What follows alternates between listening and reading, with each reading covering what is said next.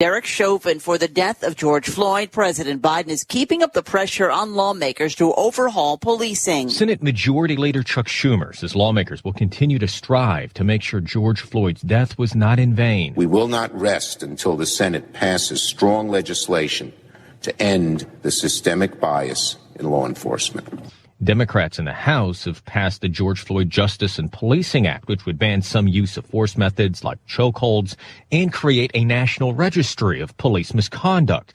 But Republicans have noted concerns with a provision that would change qualified immunity protections for police officers.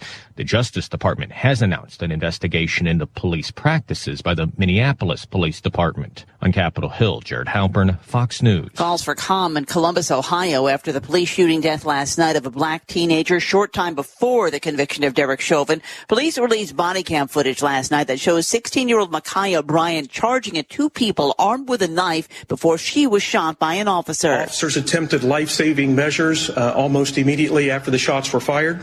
Those included an assessment of injuries and wounds and CPR. Interim Police Chief Michael Woods, the officer is on leave while an investigation is underway, which will be conducted by the state. The mayor mourned the loss of Bryant, but said the officer took action to protect another young girl.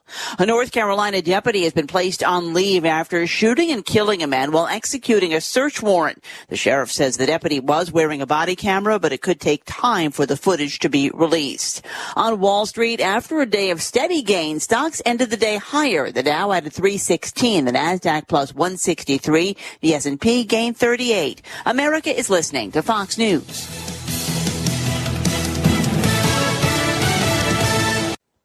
$80 million Americans experience thinning hair, and science shows there are multiple root causes. Nutrafol is a new approach. It's a drug-free supplement that targets root causes like stress and hormones. Nutrafol was shown to visibly improve hair growth in both men and women after 6 months in clinical studies. Shop now with promo code FOXNEWS for 20% off your first month of subscription at Nutrafol.com. That's Nutrafol.com. Promo code FOXNEWS. The nation's top cybersecurity agency is directing federal agencies to improve their firewalls after suspected Chinese hackers gained access to systems. The Cybersecurity and Infrastructure Security Agency issued an alert regarding a compromise affecting U.S. government agencies, critical infrastructure entities, and other private sector organizations and certain Ivanti Pulse Connect secure products.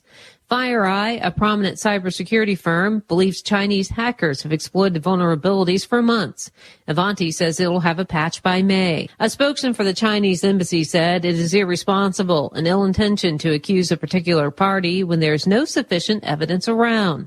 The warning from CISA comes after the U.S. blamed Russia for the massive solar winds intrusion into government and corporate systems. Rachel Sutherland, Fox News. A major airline is working to get people traveling again by helping to schedule COVID tests. United Airlines is helping you to schedule a COVID-19 test through its Travel Ready Center, a digital service it set up in January. The center will review COVID-19 requirements, find local testing options, and will upload any required testing and vaccination records for domestic and international travel.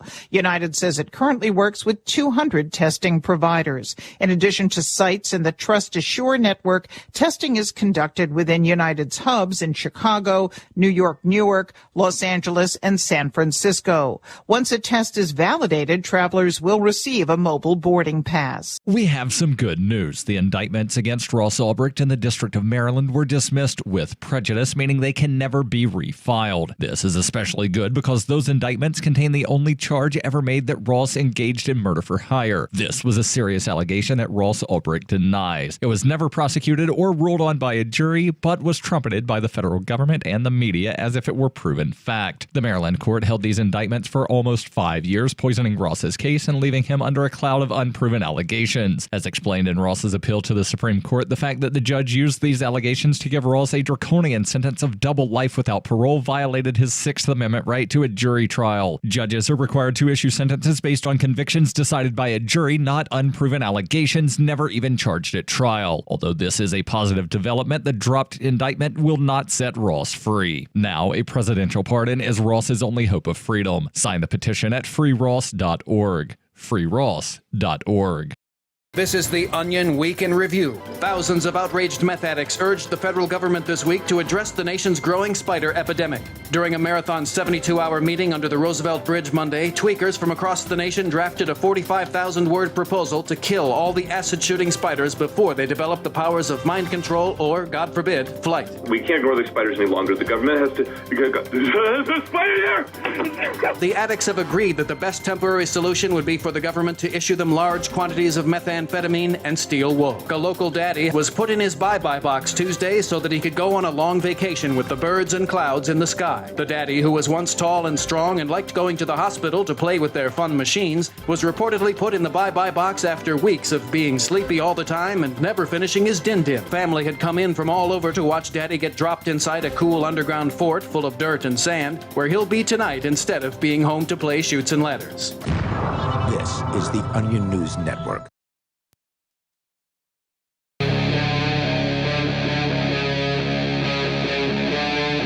Free Talk Live.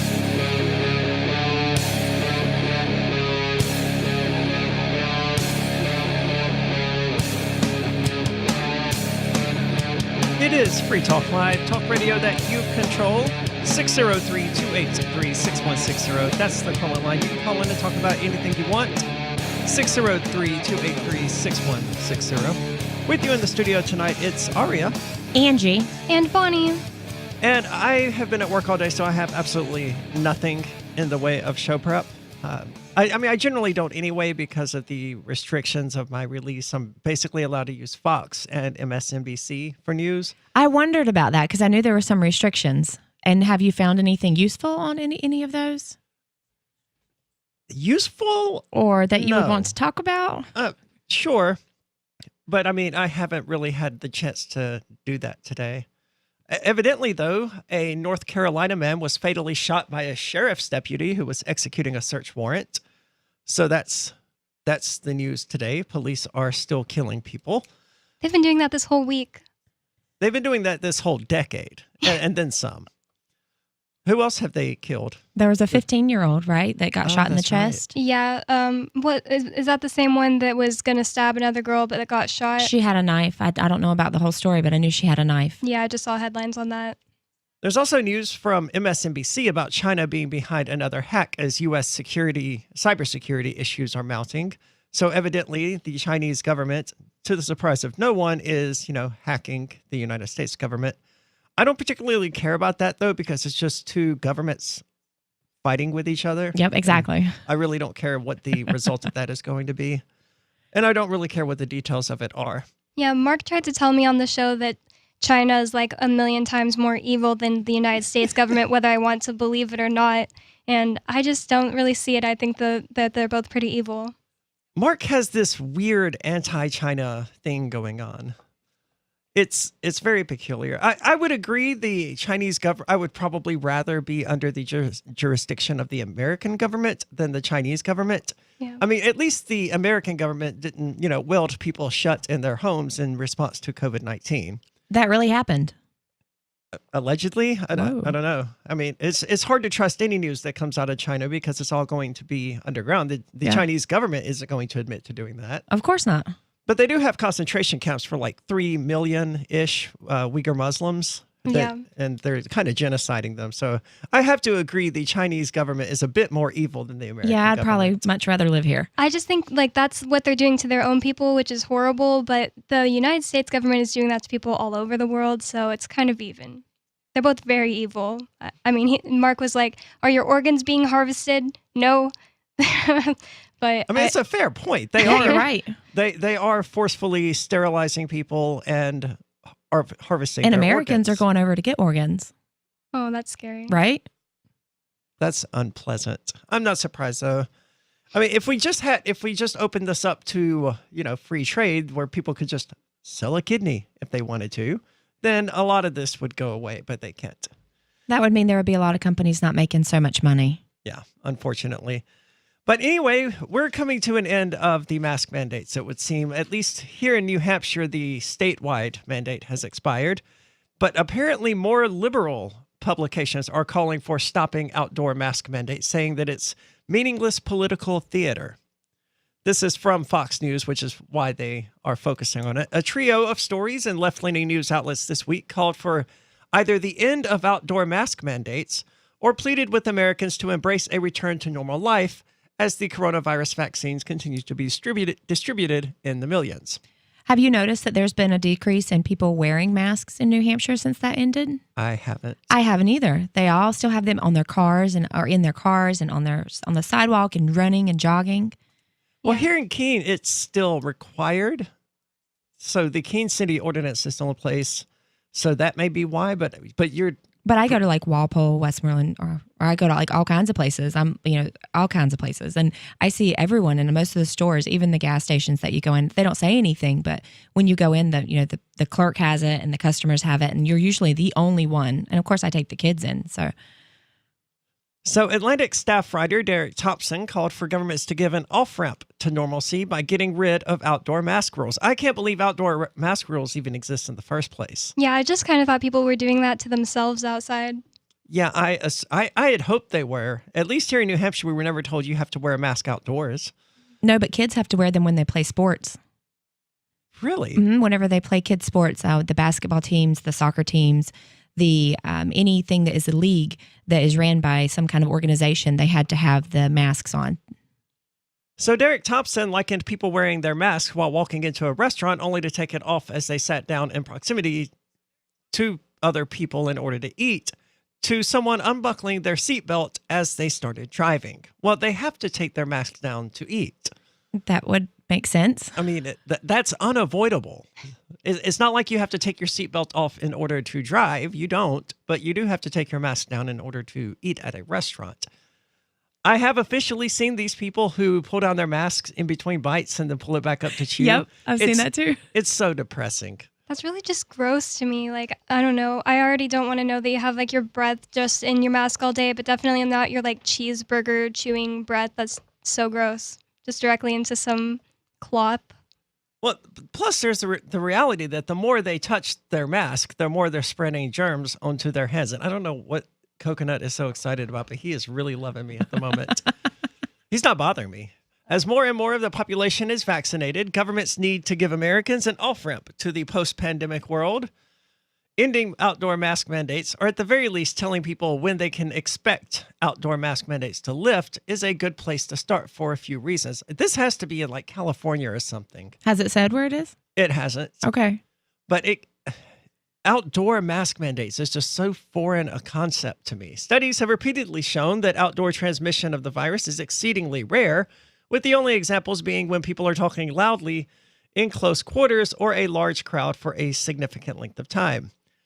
Thompson noted that axing outdoor mask rules would also lead more people to wear them indoors, where transmission is most likely to occur.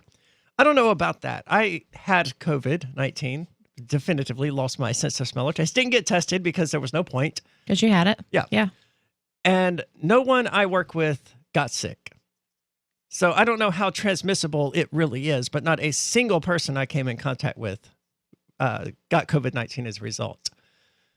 So the New Republic's Natalie Scher mocked Massachusetts Governor Charlie Baker for instituting an outdoor mask mandate in November in response to a surge in cases and said its ongoing ubiquity is meaningless political theater.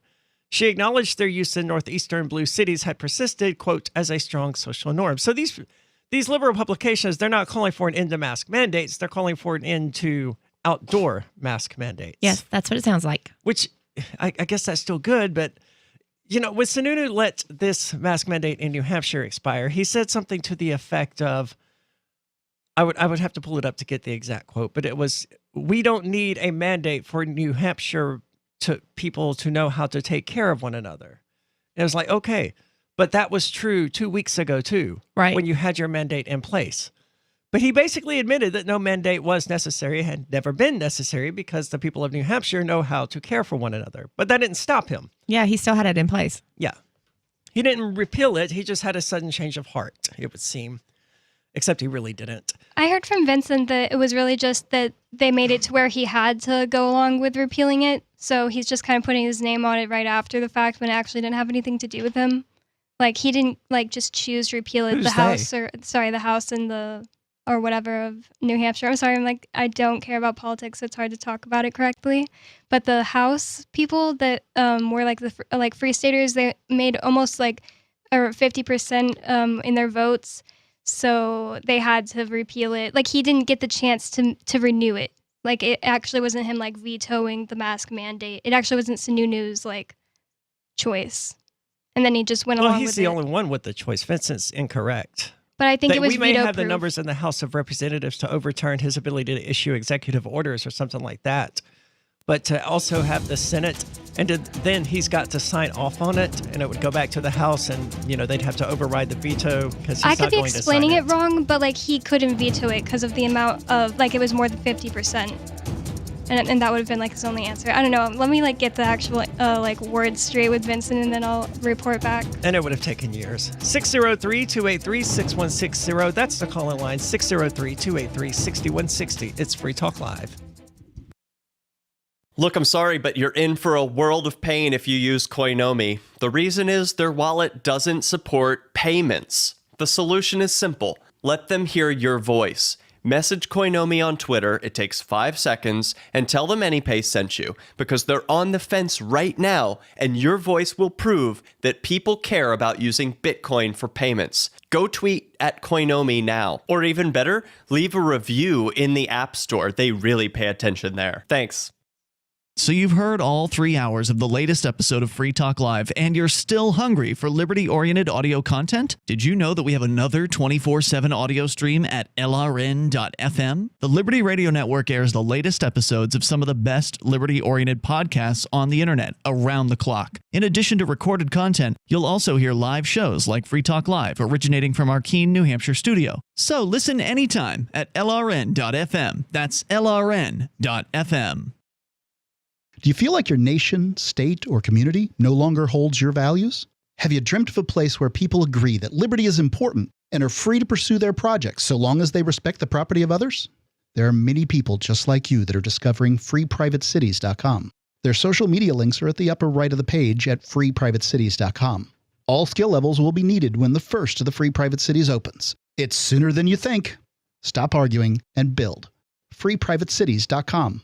Having taken her father's throne, Sarah Calhoun has fallen out with one of her best allies, and her brother Nathaniel heads into Imperial Philadelphia with a reckless plan. Her uncle Thomas, armed with new powers and new allies, aims to remove Sarah from her throne and from the world of the living. To survive, and to gain the strength she needs to fight an impossible war, Sarah must unite the Mound Builder Kings to enact an ancient rite that will propel her beyond mortality. Servant Daughter by T.J. Butler is the newest entry in the Dragon Award-winning Witchy War series from Baen Books at BaenBooks.com. Join liberty-minded voluntarists, anarchists, and libertarians from June 28th through July 4th for ForkFest 2021 at Rogers Campground in the beautiful White Mountains of New Hampshire. ForkFest happens the week after the Porcupine Freedom Festival, and ForkFest is decentralized, which means no one is in charge. That also means there's no ticket cost. Just reserve your camping, RV site, or motel room with Rogers Campground for June 28th through July 4th. Where better to celebrate Independence Day than around other freedom-loving activists in the Shire? You can relax and enjoy the camaraderie of like-minded people, or you can create whatever experience or event you'd like others to have. If you're planning an event for ForkFest, be sure to let others know in advance. You can connect with fellow ForkFesters via the unofficial Telegram chat or the ForkFest forum. Links to those are on the unofficial website, forkfest.party. Mark your calendar for June 28th through July 4th, 2021. We'll see you at forkfest.party. If you want to know the latest about Free Talk Live before we go on the air, all you need to decide is how you want it delivered. It's your choice. Visit news.freetalklive.com to receive our usually weekly news updates by email. Plus, we have a Twitter account at twitter.freetalklive.com, and you can follow us on the decentralized Mastodon platform at toot.freetalklive.com. So please follow us at toot.freetalklive.com and sign up for our emails at news.freetalklive.com. Are you a cryptocurrency advocate? The Crypto Tip is the ideal outreach tool to help new people discover cryptocurrency. It's a printable business card-sized tip that you can give to service providers, preferably in addition to a good cash tip. When the server scans the QR code, it'll bring up an explanation of cryptocurrency, how to install a wallet, and allow them to claim the tip. If they don't claim the crypto, you get your tip refunded to you after a time period you specify. Plus, if they do claim the tip, you get an email alert. Create as many tips as you want at cryptotip.org. That's cryptotip.org. You can stick it to the man and big tech. Join our FTL social mastodon at social.freetalklive.com.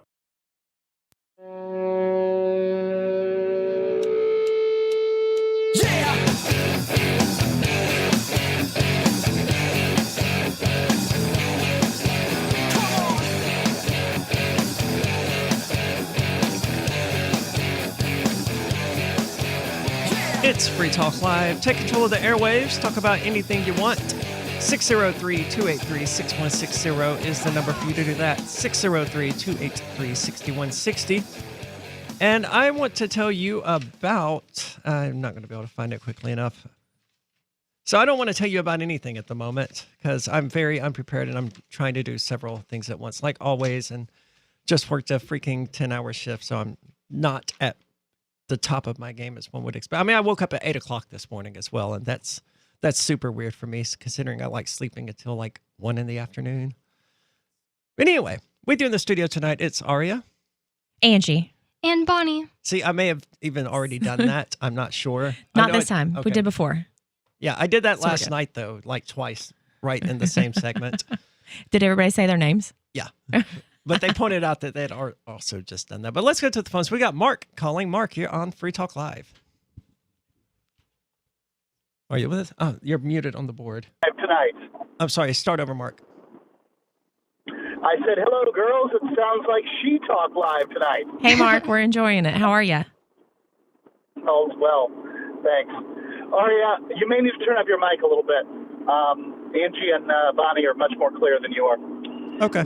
So I'm driving down to, Florida. I am currently in Florida. And as I drive, I have plenty of time to think. And I'm just becoming more and more impatient with this judge, whomever it is, in Ian's case.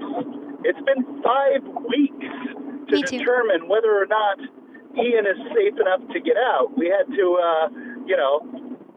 listen to one magistrate give a 17-page tortured explanation as to why she felt like he was economically dangerous. Not so economically dangerous that the FBI actually did anything about him for 5 years, mind you, but economically dangerous that now that they have this tenuous and, clawing case of theirs, that he must stay in jail so that he can't get out to talk to his attorney and actually put a case together to fight it. She went through talking about his world passport, which is a novelty item that he bought on the internet, suggesting that if he gave it up, he would be able to buy another. Well, so would anybody who ever gets out on bail. They'd be able to buy a world passport too. It was $100. That's how the internet works. Yeah. Yeah, it's $100, if that. I'm sure you could write them and get it for cheaper. It's just a piece of paper. And so that's ridiculous. It's all ridiculous. She said that he was economically dangerous and that he didn't have ties to New Hampshire. A guy who's lived in New Hampshire for almost 20 years, run for governor, recently moved his girlfriend to New Hampshire, somehow doesn't have ties to New Hampshire. Exactly what the ties to New Hampshire look like if Ian Freeman doesn't have them, I don't know. Yeah, he always comes back. Right. He doesn't even like to leave. No, he hates it. Hates to leave. If he goes someplace, it's got to be very, very clear as to when he goes and, when he returns. And believe me, I'm the guy who makes the schedules of when he leaves, and he doesn't like to leave. So this judge just dragging his feet, presumably it's a he, I don't know, dragging his feet, waiting to make some kind of determination. It is, to me, the magistrate's already transparently shown that she is a tool of the, prosecution. but this judge they are is on the same beginning team. The judge is beginning to make me believe that the executive and the judicial are in collusion once again. Well, would you think anything different? I'm hoping that the judge isn't a shill for an underlying authoritarian regime, but I'm beginning to think otherwise. Well, I think that they're always on the same team.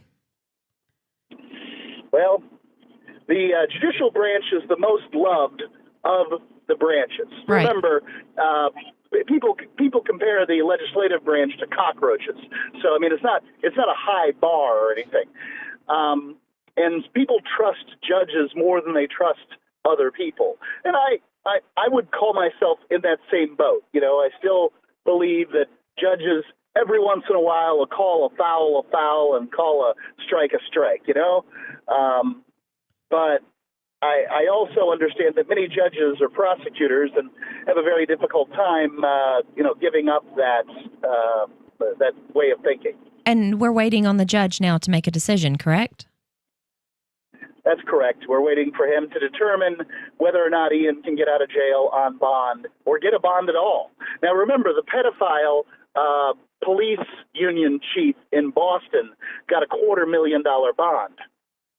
I did not know that. Right off the bat. Okay. So, I mean, a guy who is legitimately a danger to society is given a bond because it's professional courtesy, he works for the system. But, a guy who is not even accused of ever harming anyone is rots in jail because he might buy a rubber chicken on the internet. So I'm just, I'm wondering, has anyone done any research on this judge yet? Does anyone know this person's name? I don't know this person's name or done any research on this judge. I haven't been able to find anything. I've been on the docket thing that I got for the Pacer account or whatever, and I haven't seen any update about ever since the appeal was put in. Yeah, has a judge been assigned to it yet? Well, they assigned a case. They assigned a date for the court case next month, as though Ian's going to be ready for that. I mean, they've had 5 years to prepare, and like 50,000 pages of discovery. Ian's legal team obviously isn't going to be able to jump into that, and obviously the judge will give them time to. That's outdated information. The case has already been scheduled tentatively for I think March of 2022. That's the reschedule then? Yes. I don't recall the exact time frame. I mean, it hasn't even been scheduled. They're like, hey, this is the soonest that any of this could possibly happen. And it was like spring of 2022 or something. So that's already been pushed back. I mean, obviously, yes, discovery of 50, 60,000 pages of evidence. There's no possible way anyone's attorney here could possibly look over that amount of information in the time frame of May the 4th. So, yeah. So, Mark, how likely do you think it would be that they would push this as long as they can and keep him in there until the actual trial in March of 2022? That seems unlikely. I think they have to make a decision at some point. It's my opinion, just sitting out here, coming up with excuses for them, is that they have to let him out. They're just always want to do what the prosecution says. So they're dragging their feet on a ruling, which, because it's a completely unsubstantiated piece of paper that. Mark, you want to stick around for another? You want to stick around? No. All right. No, I'll let you go. Take care, Mark. Thanks so much for the call tonight, Mark. 603-283-6160. Take control of the airwaves like Mark just did, and bitch about something if you want. It's Free Talk Live. Carl Watner, longtime proponent of a voluntary society, died last December. You may have seen his articles published on his website, voluntarist.com, in his newsletter, The Voluntarist, the Mises Institute, or elsewhere over the last 40 years. His newest book, I Must Speak Out, Volume 2, The Best of the Voluntarist, is now available via Liberty Under Attack Publications. This 430-page second volume spans the years of 2000 through 2020 and includes articles by Carl Watner, Hans Hermann Hoppe, Karl Hess, Benjamin Tucker, George H. Smith, Lysander Spooner, Pete Eyre, Joyce Brand, and many others. I Must Speak Out is for the newly initiated, the veteran voluntarist, or anywhere in between. Buy the book now at libertyunderattack.com/voluntarist. For more great content on building a voluntary society and for Carl's extensive archives, check out voluntarist.com. So, Shelby, let's start with you. You say that our bogs and marshes should actually be paved over. That's right. Absolutely, Brooke. These things are nothing but dead body dumping pits that make life easy for murderers. And it's disgusting to me that sickos like Mr. Popkin actually want to protect these things. All right, well, Mr. Popkin, how do you respond to this? Bogs and marshes are important ecosystems that should be protected. I mean, they're already being endangered. Whoa, excuse me. As long as these human landfills remain open for business, what we're essentially saying to the criminal element is, sure, do whatever you like, and throw the evidence here in this federally protected black hole. I testified before Senator Chuck Grassley, who wanted to lift federal protection on these lands, and what I told him is exactly what I'm going to tell you now. And where is Chuck Grassley right now, sir?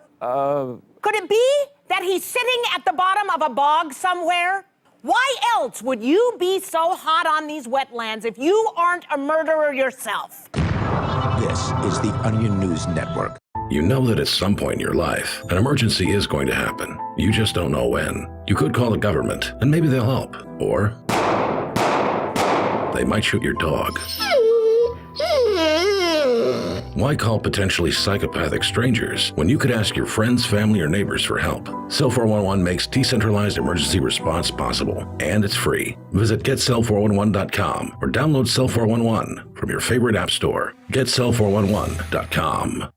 The LRN.FM social media channels have been revamped. We've eliminated Facebook and focused on other platforms like Twitter and Mastodon, the decentralized alternative to Twitter. On our accounts, you'll find posts from multiple LRN.FM show hosts together in one place. Follow us on Twitter at twitter.lrn.fm, or better yet, move to the decentralized Mastodon social media platform at toot.lrn.fm, toot.lrn.fm. I think you'll like it.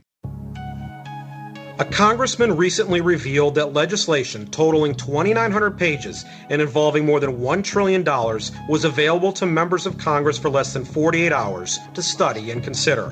That's over 60 pages of legislation per hour. Do you think anyone read the entire bill? I'm Jim Babka with DownsizeDC.org. Consider a proposal buried in a 3,200-page, $388 billion bill, which would have empowered committee chairmen or their agents to examine Americans' tax returns. When this horrible provision came to light, no one claimed to know how it got into the bill. One congressman questioned said, "I didn't write it, I didn't approve it, I wasn't even consulted." If your attorney represented you this way, he might be disbarred. But this is how Congress represents you every day. That's why DownsizeDC.org has created the Read the Bills Act. You can force Congress to read their bills before they pass them at DownsizeDC.org. Don't miss a moment of Free Talk Live. Get our archives daily via our podcast at feeds.freetalklive.com.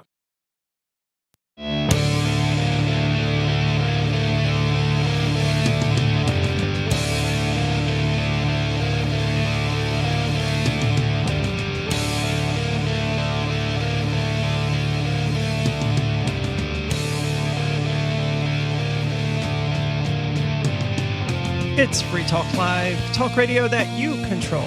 603-283-6160. That's the call-in line. You can take control of the airwaves and talk about anything that's on your mind. 603-283-6160. With you tonight, it's Aria, Angie, and Bonnie. And Freedom's Phoenix is a liberty-oriented news aggregation site. So if you want the newest and freshest stories and perspective on current events from those who value liberty, then you should check out freedomsphoenix.com. Their daily dispatch is the best way to stay up to date on science, technology, historical findings, liberty news, government overspending, and the rise of the police state. Freedoms with an S, Phoenix.com, freedomsphoenix.com. Now, Angie, you brought in a fascinating story that I think people are going to enjoy. Yes, I found one earlier on CNN that said, let me go to it, that says, poor sleep nearly doubles risk of sexual dysfunction in women. What do they describe as sexual dysfunction?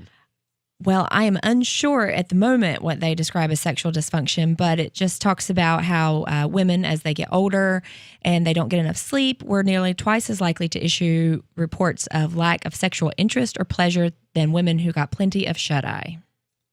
Okay. So that's sexual dysfunction then, is just being not horny? Not interested, but that could also be you have a long-term partner and you don't like them, or you have kids and you're irritated. I mean, there's a lot of things that could probably stem from. But it says that it was a study that poor sleep was measured by the Pittsburgh Sleep Quality Index, which asked questions about ability to fall and stay asleep and the use of sleep medication, daytime drowsiness, and more. The study also found that good sleep quality was linked with having more sexual activity. Does that surprise anyone?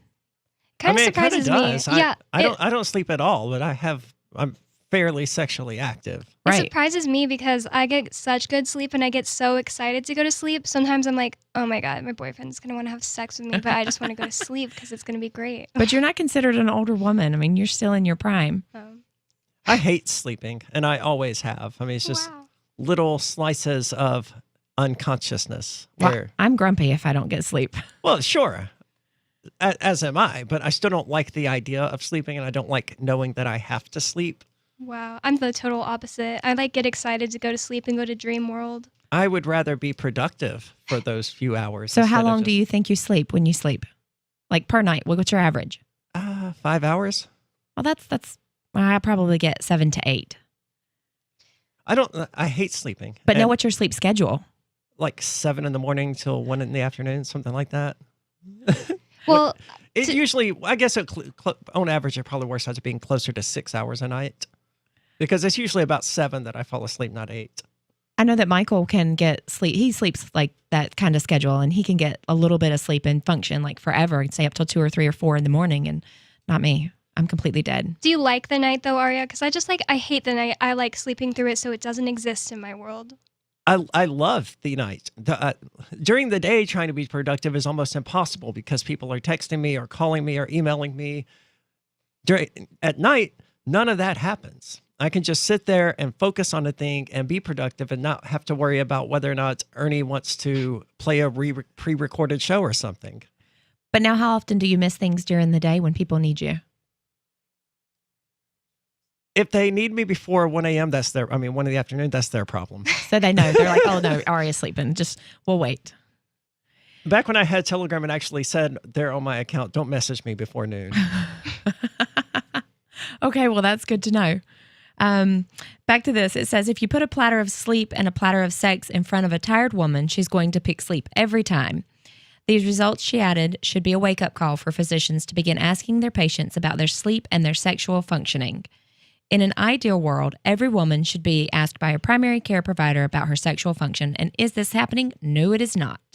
Sleep may be sometimes something easier to ask about, and poor sleep is associated with many negative outcomes, such as cardiovascular disease. If she's not sleeping well, that leads to the next question, because sexual function is probably suffering too. Sleep and sex are intertwined. It's not just women who experience sexual dysfunction due to poor sleep, it's men. A 2009 study found obstructive sleep apnea, a potentially serious sleep disorder in which breathing repeatedly stops and starts, was linked to erectile dysfunction and more global sexual difficulties in men. Interesting.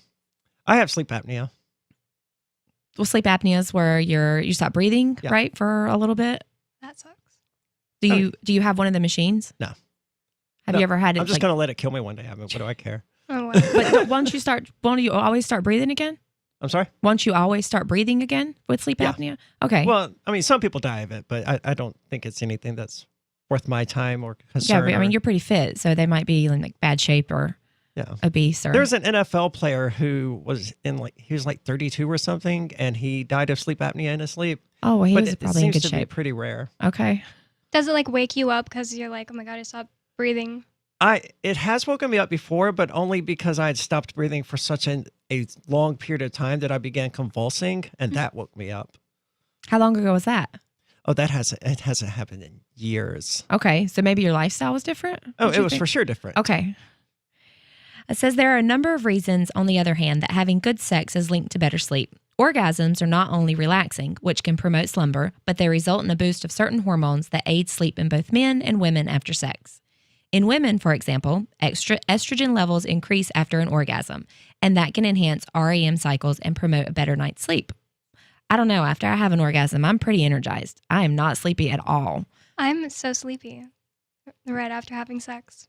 No, Michael's like, hey, and I'm like, okay, well, we're not going to sleep now. And he just conks out, and I'm like, okay, I'm going to get up and clean the kitchen. Oh my gosh.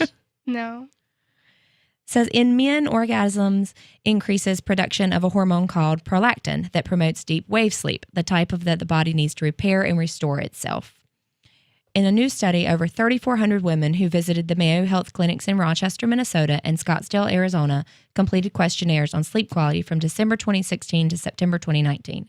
The women, who were average of age 53, also underwent clinical evaluation for sexual dysfunction and were asked to rate their level of distress about their sex life.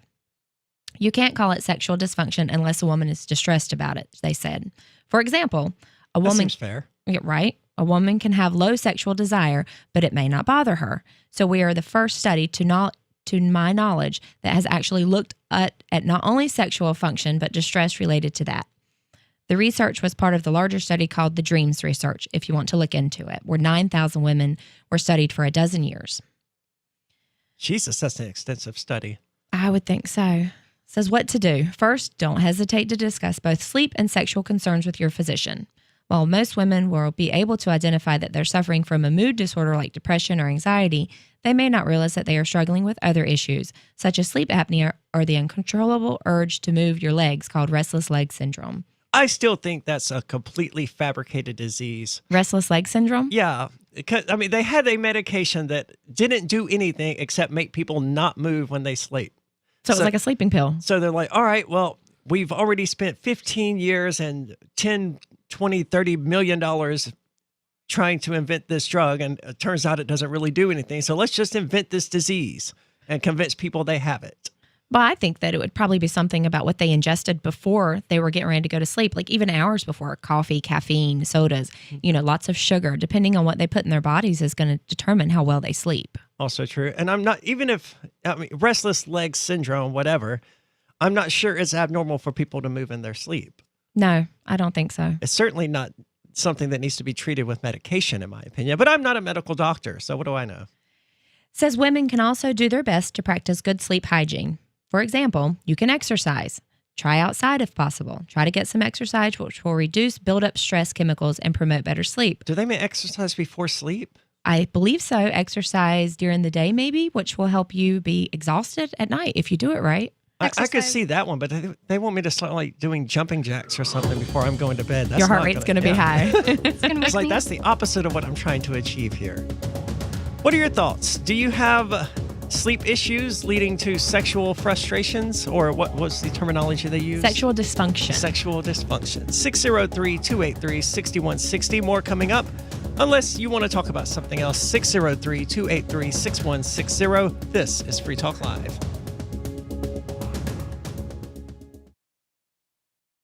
Why did you move to the Shire? I moved here to the Shire because there's other people around who take liberty just as seriously as I do. I moved to the Shire because I saw videos of people challenging authority and thought that I could get support myself. It called to me, like, do this right now. I wanted to be around people like me who got it. And once I got here, I knew there was nowhere else that I wanted to be. I've always wanted to change the world. So I moved to the Shire to join people who were actually working towards doing the same thing.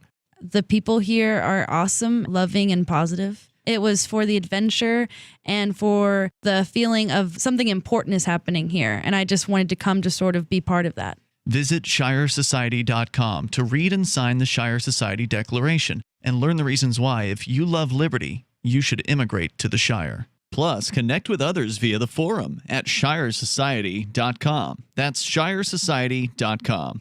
Want to accept Bitcoin at your online store? There's a good chance you already have what you need: a WordPress using WooCommerce and a Bitcoin address. Now all you need to start taking Bitcoin payments on your website is the AnyPay app on your Android or iPhone. Just paste your Bitcoin address into AnyPay, then connect it to your website with our one-click plugin for WordPress. Now your website takes Bitcoin, start to finish in 15 minutes or less with no complicated steps. Download AnyPay from the App Store today. There are lots of ways to listen to Free Talk Live. Our podcast has been around since podcasts began, and now the FTL feed is loaded with content besides our full show archives. Did you know that we make it easy for you to customize your podcast subscriptions? We have different feeds, one that includes only our full shows, one with just the Daily Digest, and our main feed that includes everything. You decide what you listen to. It's quick and easy to customize your feeds at feeds.freetalklive.com. That's feeds.freetalklive.com. I'm grateful to have heard from some of our satellite listeners recently. I appreciate knowing that people are out there who like what we do and are willing to support it financially. LRN.FM's free-to-air satellite feeds blanket most of 2 continents. It was my goal to put our channel there so people without internet could receive our programs and feed pirate radio stations. We started a fundraiser on Patreon a few years ago to back the satellite channels. I recently announced that I was considering canceling the feeds, and donations increased from 15 to 20% of our costs, which are around $1,000 per month. That's a good start, and to incentivize more contributions, the Shire Free Church will be matching every dollar. Can we reach $500 per month? With your help, we can. You can join our satellite fundraiser for just $2 a month at fund.lrn.fm. If we raise enough to keep both of the channels on the air, awesome. If we raise more, I'll add more channels. If not, we can shut them down and go internet only. It's up to you. Thank you for your support. fund.lrn.fm. What if you want to hear the latest episode of Free Talk Live, but all you have is your phone, you forgot to download our archive, and you have no data connection? You can call our Listen line at 641-793-0191. That's a long-distance number, so you may incur charges. If not, listen as long as you want. 641-793-0191. The Free Talk Live Listen line, 641-793-0191. Are you tired of your taxes funding endless occupations around the world? Antiwar.com is run by people who understand that wars abroad become wars at home, wars on our freedoms. Antiwar.com is dedicated to bringing you the latest in news, views, interviews, and reviews from the top movers and shakers in the anti-occupation movement. Antiwar.com has it all, from thorough foreign policy analysis to interviews with whistleblowers who used to run the military-industrial complex. Anti-war, pro-free market. That's antiwar.com. We're still not sure why you'd want to watch, but our video feed is streaming nightly for free at cam.freetalklive.com.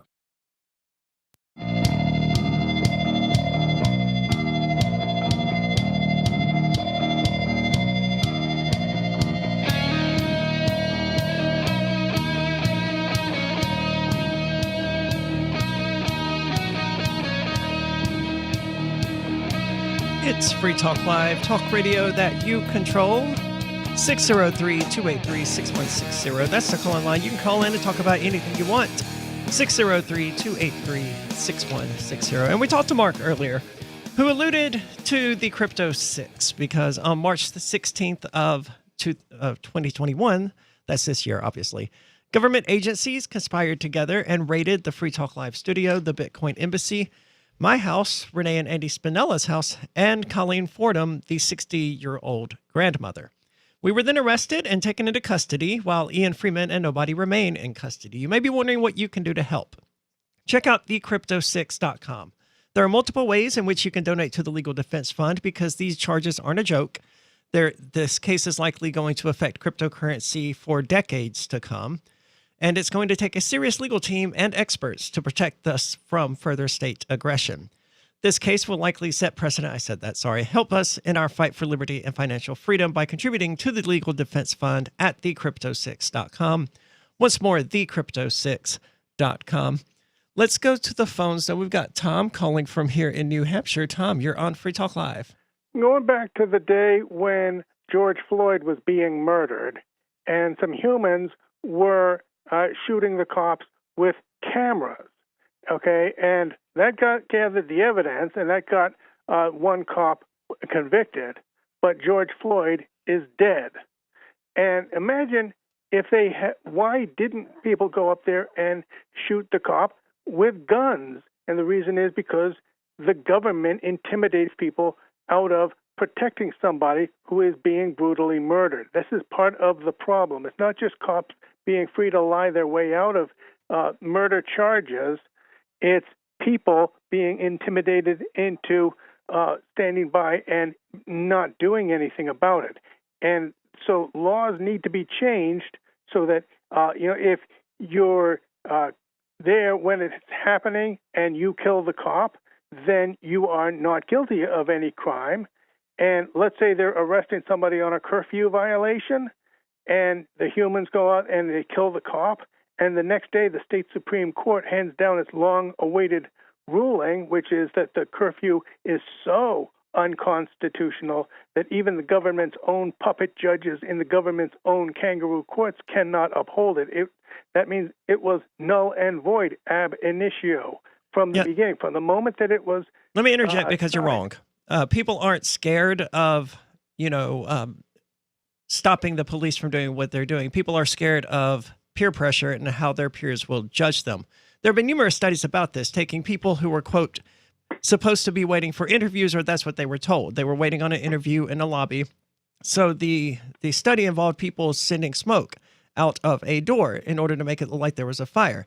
And when the person was alone, they would always go knock on the door, make sure nothing was on fire, make sure everyone was okay. But as soon as you introduced another person into that situation, even as their eyes were watering from smoke, they would just sit there and pretend like everything was fine, because the absolute last thing the average human being wants is to be perceived as overreacting. That's why people won't get involved with cops. That's what caused people to stand there and watch as like 6 men raped a woman. They didn't want to look like they were overreacting. Well, I would say that I would be scared to shoot the cop in that situation because there was 4 other cops there that might just shoot at me. So that all of those cops are equally We shouldn't guilty. be shooting cops anyway. Oh, no, yeah, but let's say that he's just, like, going up to a random person and just starts beating them up, like, punching them in the face and stuff, and, like, your average person would want to retaliate against the cop, maybe not even shoot them. If there's 4 other cops standing around there watching, you might not do anything because the 4 other cops would start doing that to you. You know what I mean? Well, keep in mind, let's say the next day, like I say, the state Supreme Court hands down its long-awaited ruling that the curfew is null and void, which means curfew? it was equally null and void, equally unconstitutional the moment There's no that it curfew was enacted. There's no curfew in New Hampshire, Tom. Therefore, let me finish the point. What are you talking about? There's no curfew in New Hampshire. If a cop is trying to arrest somebody on a... Have a good night, Tom. I don't know what you're talking about. He kept mentioning curfew, and I was unsure of but didn't you said he was from New Hampshire? He said he's Tom from New Hampshire. He said there's a Supreme Court ruling tomorrow that the curfew is unconstitutional. Dude, what curfew? I don't know. Maybe he was just trying to make a point, and he just never got to it. I don't know. He didn't really listen to either of our points anyway. No, he's one of the people who just likes to talk, and that's fine. But I have to know what you're talking about in order for that to happen. And in that particular scenario, No, Ari, you just hush and let him finish. Yeah, right.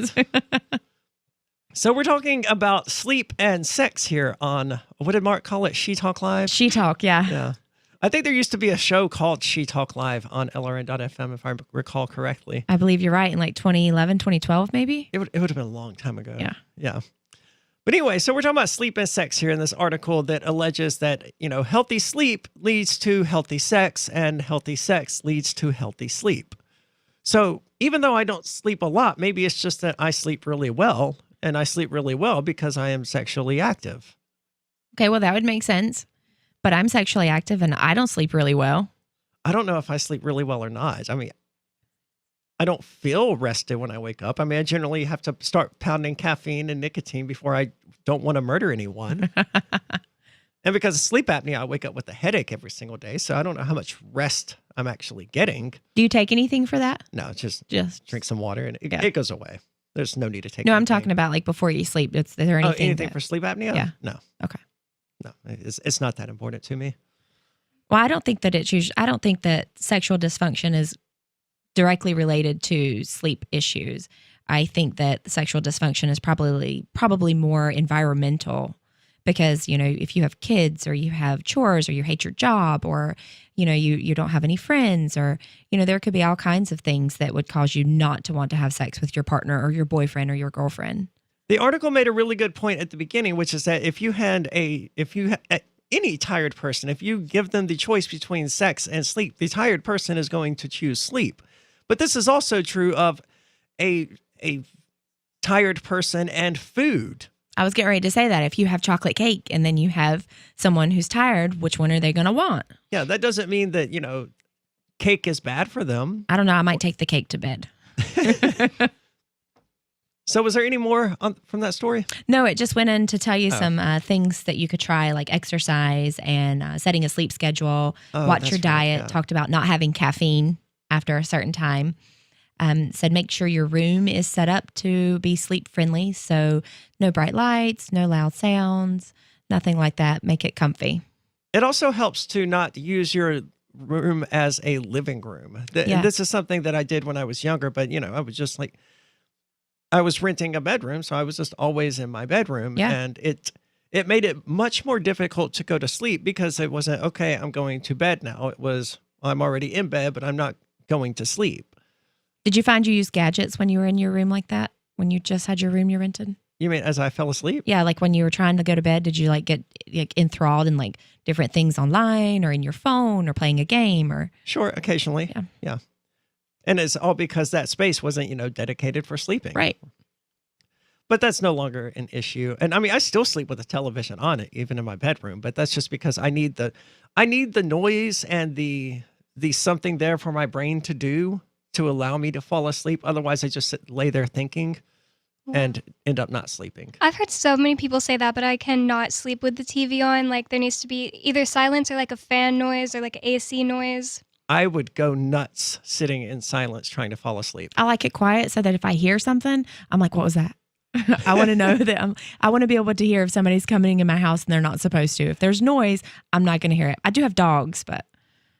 That's a fair point, and it might be wise for me to start giving that some consideration, considering people have indeed lately come into my house without my permission. Yeah, see? Yeah. Even if the doors are locked, sometimes they get in. You're like, I thought I locked the door. The garage door was open. Oh, yes, they did. Despite the door being locked, they did in fact get in. Mm-hmm. But I don't think that's likely to happen again. I'm also not letting it change how I sleep. I know Jason Henza on Facebook, who's a big anarcho-polka guy, he was talking about how he no longer sleeps naked now that he knows, the FBI will just come in and get you. And other people are like, oh, yeah, but that actually deters them a bit. No, it doesn't.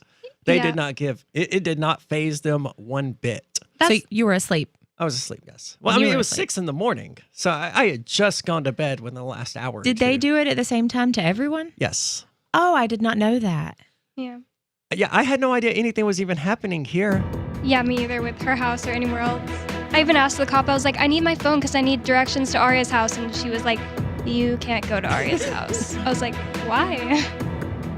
It was an intense day. 603-283-6160. That's the call-in line. You can talk about anything if you want. 603-283-6160. More coming up, second hour. This is Free Talk Live.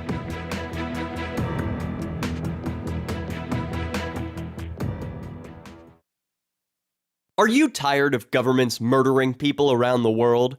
Stop using their money. There is an alternative. Bitcoin is a stateless, free market, non-political currency. Bitcoin cannot be inflated or controlled by any government. By using their money, you are helping the state. You have an incredible alternative available now. Learn it, use it, spread it. Get started with Bitcoin at Bitcoin.com. That's Bitcoin.com. Everyone's always talking about, buy Bitcoin, buy Bitcoin. Yeah, well, I'm sorry. That's boring as hell. How about earning some Bitcoin? Getting paid with it. That's the way. It is money after all. If you want to earn Bitcoin at your business, AnyPay is the way to do it. Your customers will love it. Everyone in town will talk about your store being the Bitcoin store, and it's just fun.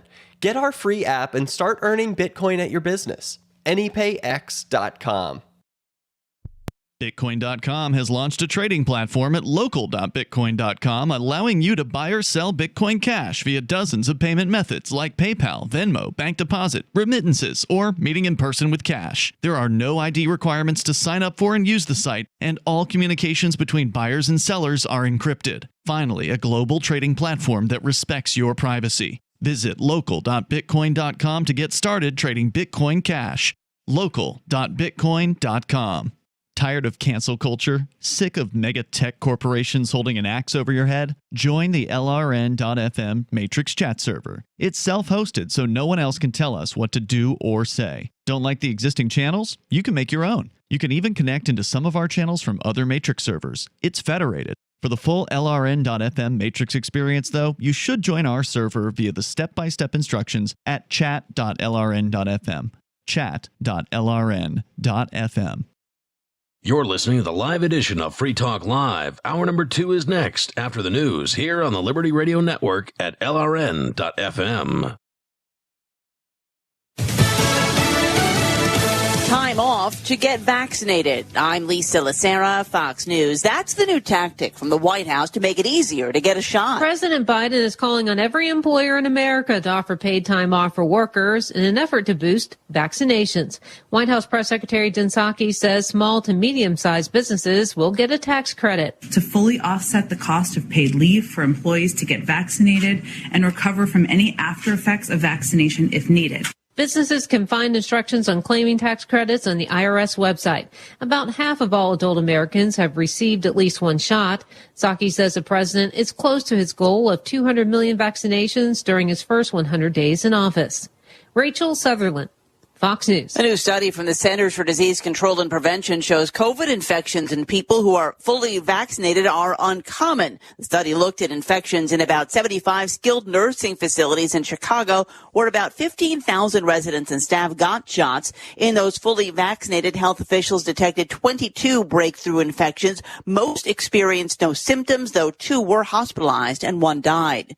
One day after the guilty verdict in the death of George Floyd, I am announcing that the Justice Department has opened a civil investigation to determine whether the Minneapolis Police Department engages in a pattern or practice of unconstitutional or unlawful policing. Attorney General Merrick Garland, who said good officers would welcome accountability. Minneapolis Mayor Jacob Frey earlier today said the city welcomes the investigation.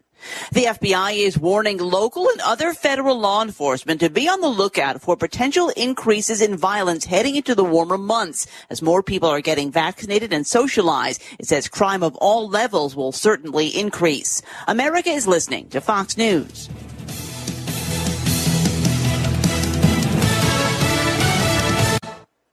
Did you know that Cleopatra dated 3 different emperors? You would if you watched the series Women Who Made History on Curiosity Stream. Launched by the creator of Discovery Channel, Curiosity Stream is the opposite of mindless TV. This is nonfiction entertainment created by award-winning filmmakers, available on any device. Satisfy your curiosity for less than $2 a month at curiositystream.com/Fox. That's curiositystream.com/Fox. A Virginia police officer is out of a job after making an online donation. William Kelly was a police lieutenant in Norfolk, Virginia, but he was fired when it was learned he anonymously gave $25 to the legal defense for Kyle Rittenhouse. The donation was made online, and in the comments, Kelly anonymously wrote that he believed Rittenhouse had done nothing wrong. Rittenhouse claims his shooting of 3 people during riots in Kenosha was to protect his own life. 2 of those people died, and the now 18-year-old is facing prosecution for murder. Kelly's identity was revealed after the donation site Give, Send, Go was hacked. Norfolk City Manager Chip Filer says Kelly's comments eroded the public's trust. Eben Brown, Fox News. The superintendent of Broward County, Florida, the same school district where 17 students and staff died in a 2018 high school shooting, has been arrested for perjury. The Florida Department of Law Enforcement says Robert Runcie has been charged with a felony. It's not known if the arrest is connected to the shooting at Marjorie Stoneman Douglas High School. A grand jury was convened to investigate school safety, but its focus was expanded to include possible corruption in the district. The leader of China has accepted an invitation from President Biden to attend a virtual summit. China says its President Xi Jinping will attend a virtual summit being hosted by President Biden tomorrow to discuss climate change. The Chinese Foreign Ministry says Xi will deliver an important speech. He's taking part despite tensions with the US on a host of subjects. So the protection of life, liberty, and property is what the Free State Project is all about. But it's an effort to move 20,000 people who understand. It's about demonstrating to the entire country that, yeah, we can have a free market, a truly free market. Making it just a freer, great place to live. It's the world's largest voluntarist libertarian community, and it's only getting bigger. That's amazing, to be able to move to a place where other people passionately believe in being free and independent. What the Free State Project is managing to do, though, is to put their money where their mouth is. Physically getting up across the country and saying, let's go someplace and let's demonstrate the power of these ideas. There's a lot of kind of philosophy that surrounds liberty. There's a lot of thinking about it and talking about it. But here in New Hampshire, people are doing it. 101 Reasons Liberty Lives in New Hampshire, a documentary by Free State Project Early Movers. Watch it free at 101reasonsfilm.com. 101reasonsfilm.com. The manatee is a solitary creature, drifting along in the warm, peaceful shallows. They are not usually held in a small glass enclosure with 3 other male manatees hell-bent on the violent, forced sex that I, for real, saw with my own eyes while alone one night at SeaWorld, San Diego.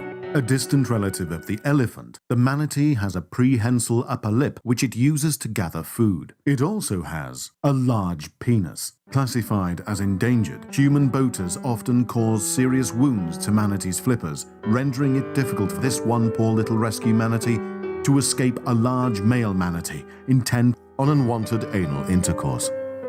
One needed not to look in that little manatee victim's cold, soul-sapped eyes to know this was not the first time this had happened, nor would it be the last. This is the Onion News Network.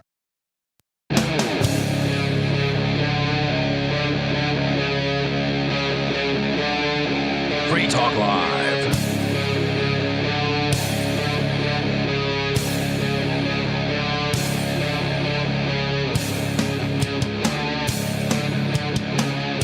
It's Free Talk Live, 603-283-6160. That's the call-in line. You can talk about anything you want. 603-283-6160. With you in the studio tonight, it's Aria, Angie, and Bonnie. And I hope to see you there. I'm going to be there, Fork Fest 2021 at Rogers Campground in the beautiful White Mountains of New Hampshire.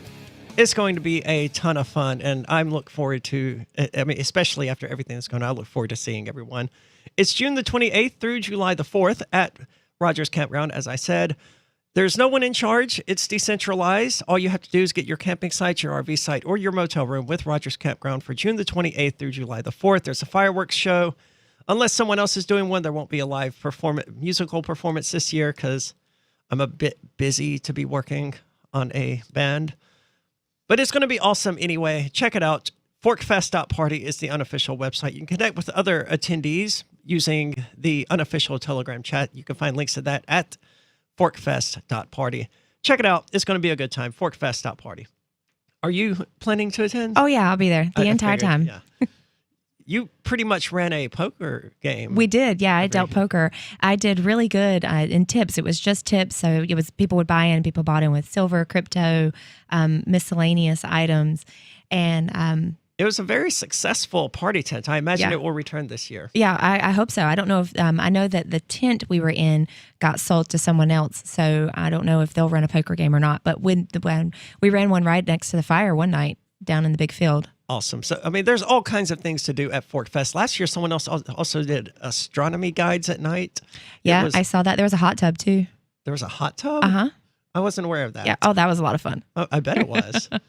I spent most of my time last year doing the show, though, and that's going to be what I spend my time doing there this year, but I enjoy doing it. June the 28th through July the 4th. So, I don't know if people remember it, but there were these things called crypto kitties at some point or something like that. I think that's what they were called. Yeah. They were Ethereum. I don't know what exactly they were, but they were a token on the Ethereum network where you could buy a digital kitty. I think you could fight them with one another. Yep. And you could grow your kitty farm and you could breed cats and you could sell cats. And it was stupidly expensive. Like some of this stuff, like a hat for your cat costs like $200-$300. I mean, it was stupid. Oh, yeah. And people were buying it. People were loving it. And they were bogging down the entire network with this thing. Jesus. It was bad for Ethereum? No, it was good for Ethereum, but there was so much traffic on it that you couldn't do anything else with it. It was just slow? Uh-huh. Wow. The thing about the CryptoKitties I didn't like, Ian just showed me them like a few months ago, is they just weren't very cute. Like I wouldn't be like, oh, these are so cute. They were really like cartoony, almost monster-y looking. If they were like cute, like Nintendo style, that would be way better. So you have a story about something similar that's happening today, or happening in the world today, rather. Yes, but this time it's crypto horses. This from Sportico says, people are breeding digital horses and spending real money. Tamagotchi meets Churchill Downs. Well, that's not necessarily new. As you mentioned, Nintendogs allows people to basically spend money to, I don't know what you did in Nintendogs, play with dogs, I guess, digital dogs.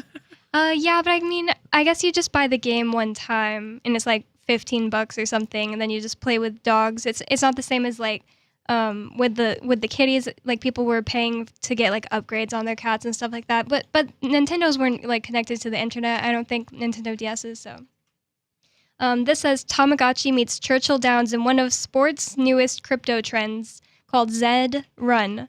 And do you guys know what Tamagotchi is? I don't know what that is. Oh, I had to explain this to Vincent yesterday. There were this little handheld thing, and it had like a black and white screen and only 3 buttons on it. And you had like a little monster thing called a Tamagotchi, and you took care of it and played games with it and stuff until it grew up. But that's another thing. It's like a $15 thing you buy one time, and then you can keep growing Tamagotchis on it. They were tremendously annoying, if I remember correctly. I mean, they were fun at first, but... Well, I was like a little kid when they came out, so they were really fun to me. I loved Tamagotchis. They also had like a website. This says Zed Run, the online game, which has generated hype and consternation in equal measure, allows for digital horse ownership, as well as just about anything you'd want to do with an online horse, like racing, trading, and yes, breeding. Australia-based studio Virtually Human launched Zed in early 2019, selling 4,450 digital horses that year with an average price of about $30. It relied on NFT technology to establish proof of ownership and allow for secondary transactions on site like OpenSea, the popular digital art and collectibles market. That's a thing that makes sense for an NFT to me, because you have ownership of a piece of art. That makes sense. Isn't an NFT essentially just a way of putting a copyright on the blockchain? I don't know enough about it, but one thing I don't understand is like you can own the NFT of a song, but anyone can still listen to the song whenever they want. But if it's like a digital piece of art, I don't know. What does NFT stand for? Non-fungible token. I don't know more about it beyond that. Okay. Yeah, I wish I knew more about it, but they use it in this Zed game to somebody owns the NFT to a horse, then they own the horse. So that's how you know who owns it. But the horse is digital, right? Right. Yeah. There's no actual horse. And you're buying a digital horse. But now a horse, per my husband, is a black hole that you throw money into. So it could just be another black hole that you're throwing money into. It makes sense. Well, I used to have a friend who had an account on DeviantArt, and she just drew horses, and people would pay her for them. Like, she'd put watermarks all over them so you couldn't just screenshot her horse. But then they would get the physical artwork, right? Well, it was still digital. So I always thought that was weird. I thought this was going to be like the same thing, but this is more like a game where they can breed them and own them. And... Do they charge you to do all of this stuff? Breed and own? And... I'm sure they do. Well, to buy them, you have to pay for them. It says Zed is now up to nearly 11,000 horses sold, with another 8,000 bred spread across 3,600 so-called stables. Rare horses... I have to ask here. Okay, you're about to tell me what rare horses cost? Rare horses are now regularly selling for more than $15,000. One horse... Holy... What is wrong with crypto enthusiasts, you morons? This says one horse sold for more than, or for $1,200,000. Wait, no, sorry. I understand cryptocurrency is up. It's going to the moon. But for God's sakes, people. They have nothing else to do with their crypto. They're just going to spend it on digital horses. I said that number wrong. It's $125,000. So one horse sold for that much money. That's later, like what cryptos you can use.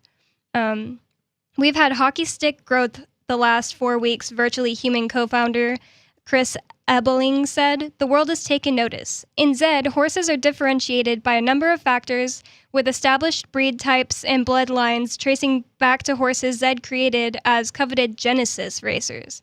Oh, dear Lord. It gets even more stupid. More nerdy. Their odds of winning any given race are hidden to users, with their race history providing the best information on their assigned prowess, which can vary based on race length. In the future, Ebeling says other factors like weather conditions and track location could impact results as well. Multiple races are run every hour across 6 different classes based on horses' records and experience levels. Okay, so they're buying digital horses for $100,000. They're then breeding them and digitally raising them and then racing them against each other. Yep, and it looks like on their site they have upcoming races next to run. They have horses that are for sale. Everything listed out like you would think. Now, are these races like animated, or is it they just randomly pick and tell you who won? That would be interesting. I don't know. I feel like if I'm going to pay $100,000 for a stupid digital horse, the least you could do is give me an animation of it running. It says that, like, here's next to run, a South African National Derby is $69.66, and it's live. So this is to race in a digital race. That's it. This says the races themselves are presented as a sort of Tronified version of virtual races die-hard gamblers would be familiar with, but I'm not familiar with what that means. So you'd see your virtual horse that you bought racing against other virtual horses. What's Tronified? I don't know. I've never seen Tron. What are your thoughts on this stupidity? Would you pay $100,000 for a digital horse? 603-283-6160. Some of you asked, and now we've delivered. LRN.FM's live Keene, New Hampshire studio shows are now streamed in HD on Twitch. Visit our channel at twitch.lrn.fm and give it a follow. If you have Amazon Prime, you get 1 free subscription on Twitch. If you use it on our channel, Twitch will give LRN.FM a monthly piece of your Prime subscription cost. So please watch, follow, share, and subscribe to twitch.lrn.fm. That's twitch.lrn.fm. Do you feel like your nation, state, or community no longer holds your values? Have you dreamt of a place where people agree that liberty is important and are free to pursue their projects so long as they respect the property of others? There are many people just like you that are discovering freeprivatecities.com. Their social media links are at the upper right of the page at freeprivatecities.com. All skill levels will be needed when the first of the Free Private Cities opens. It's sooner than you think. Stop arguing and build. freeprivatecities.com. What if the United States and the Soviet Union had fought on land, sea, air, and the astral plane, struggled for dominion across parallel dimensions or on the surface of the moon? What wonders would have been unveiled? What terrors would have haunted mankind from those dark and dismal dimensions? Come closer, peer through a glass darkly, and discover the horrifying alternative visions of World War III from some of today's greatest minds in science fiction, fantasy, and horror. Weird World War III. Available now from Baen Books at baenbooks.com. Are you tired of governments murdering people around the world? Stop using their money. There is an alternative. Bitcoin is a stateless free market non-political currency. Bitcoin cannot be inflated or controlled by any government. By using their money, you are helping the state. Stop doing it. You have an incredible alternative available now. Learn it, use it, spread it. Get started with Bitcoin at bitcoin.com. That's bitcoin.com. Do you know the difference between erudite and pedantic? If you do, you're probably pedantic.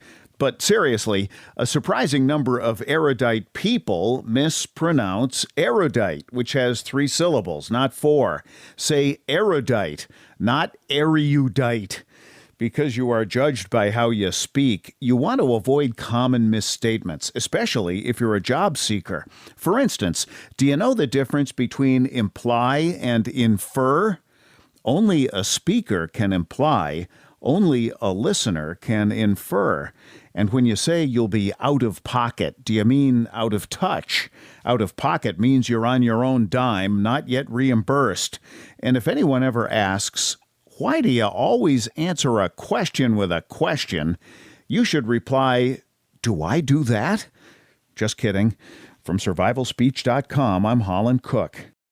So you've heard all 3 hours of the latest episode of Free Talk Live, and you're still hungry for liberty-oriented audio content? Did you know that we have another 24/7 audio stream at LRN.FM? The Liberty Radio Network airs the latest episodes of some of the best liberty-oriented podcasts on the internet around the clock. In addition to recorded content, you'll also hear live shows like Free Talk Live, originating from our Keene, New Hampshire studio. So listen anytime at LRN.FM. That's LRN.FM. I'm a little obsessed with My Magic Mud. Several years ago, I met Jessica Armand, the founder and CEO of My Magic Mud, and I didn't even know my teeth were coffee stained. A week's worth of use convinced me, and now I use it every 3 or 4 days. It's clinically proven to whiten teeth, and I think it cleans better too. My Magic Mud's available at most local health food stores, Sprouts, Natural Grocers, CVS, Walmart's Natural Beauty Aisle, but I can get it for you for 20% off with coupon code FTL20 at mymagicmud.com. FTL20 mymagicmud.com.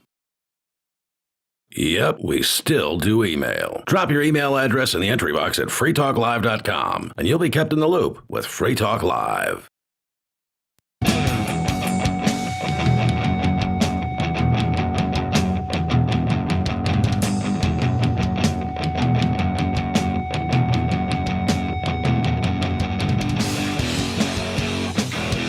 From crypto kitties to stupid digital horses, there's all kinds of stupid stuff that you can do with cryptocurrency. However, there are also good places involving cryptocurrency. And I'm going to tell you about one, Bitcoin.com. Bitcoin.com is the best source for learning about cryptocurrency. You can go there now and click on Get Started at the top of the page. Once you do that, you'll find all sorts of valuable information, neatly organized to suit your needs. There is no longer an excuse for ignoring this important world-changing information.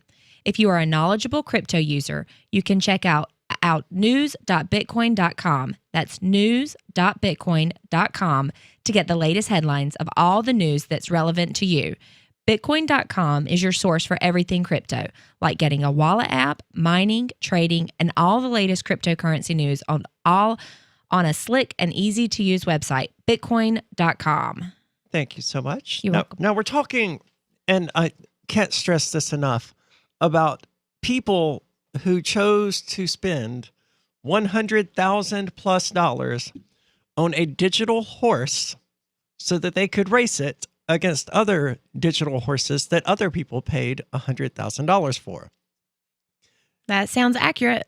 And it also says that they could use their horses to stud out for other horses. So that's right. They can breed them. If I have a stud, Bonnie could say, Angie, I want to breed my stud with my mare with your stud, and I would like to pay you $10,000 for our digital horse to have a digital baby. Probably wouldn't happen, but I could say that. I mean, why not? This is, CryptoKitties I at least understood because, well, I guess I understand this as well because there is the racing aspect, which is kind of gamey. But I don't understand the drastic cost involved here. I don't understand how anyone could get into this voluntarily. This seems like something you'd have to put a gun to, even then, if you put a gun to my head and told me to spend $100,000 on one of these stupid digital horses, I would not do it. All right, I was going to say, are you serious? Is there really a digital horse? Well, it's pretty real to these people. It says, in my world, Zed is real. Ebeling said, it exists on a parallel timeline to ours. It's quantum physics. It's 2150 on a planet called Novus Earth. On this Earth, digital horse racing reigns supreme. It's been put in place to balance out wealth. Hold on. Who is saying this? Ebeling. Random lunatic? No, he made the game, or I can't remember what he is. Oh, he is the virtually human co-founder, which is like the people that make the game. Okay. And it's real to him.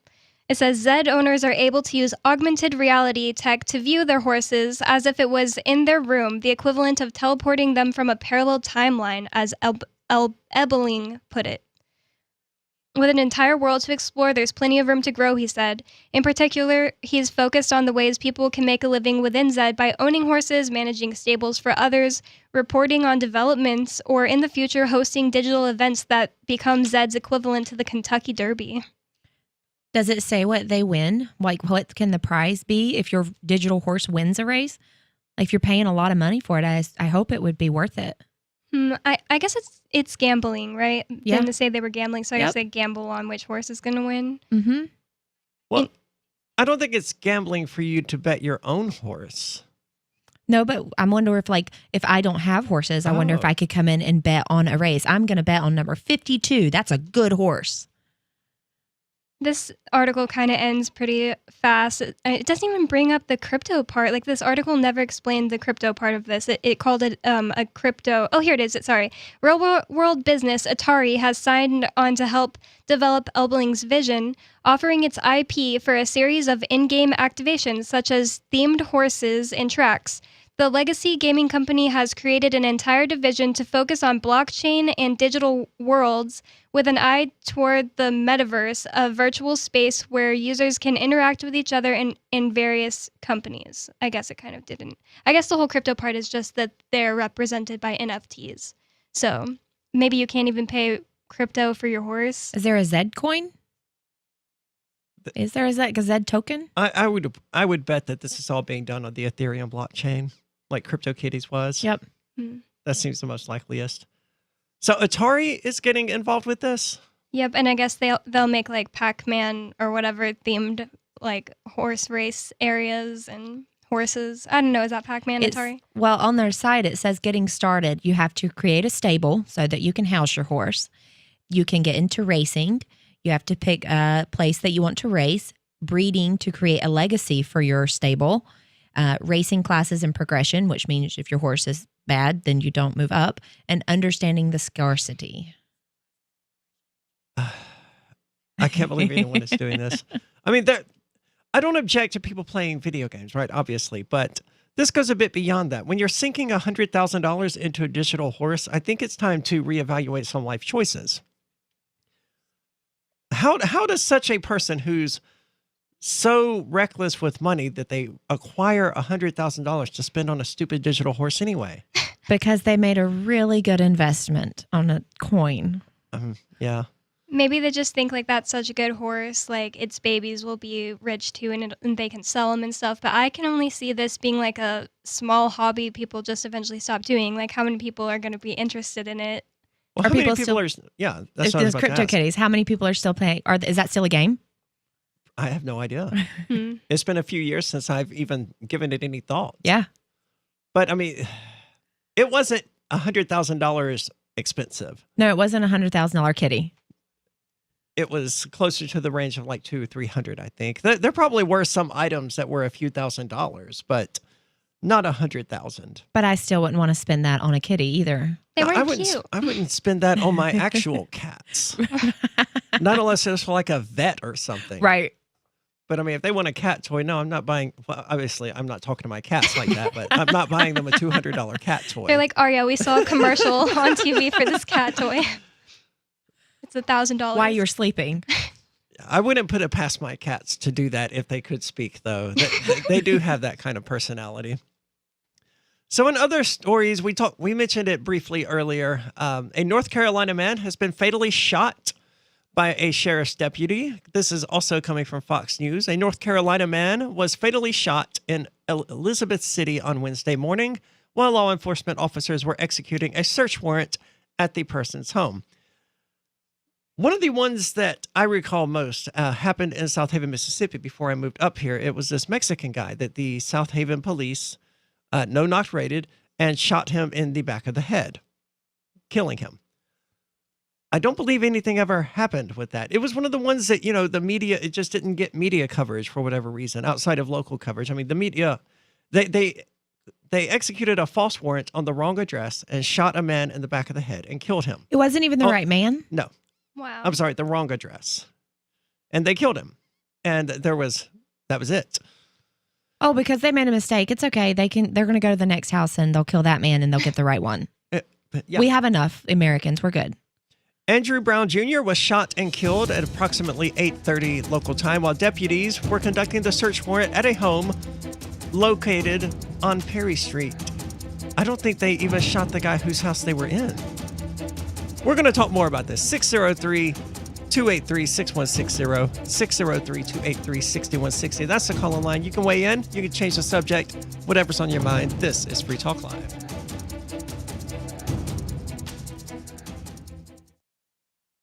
Free Talk Live. Why would they go around bombing people around the world? Doesn't that make us less safe? Oh, you know what? I guess some of these people got it coming. It's a good day to be dead if you're a terrorist search. How many of the people that the U.S. military has killed in the last decade have been terrorists? A whole bunch of them. You know what? What percentage? You sound like some liberal church. What percentage? A lot of people. I'm not a liberal, sir. Liberals support war, from what I can tell. Take a look. Obama looked at war when we need it. We have justifiable war. You know, it's people like you. Triumph when good men do nothing, you jerk. Wait a second, China. I'm the jerk. I'm not bombing anyone. You can feel however you feel about me, but Smedley Butler, the two-time Medal of Honor winning Marine, felt the same way.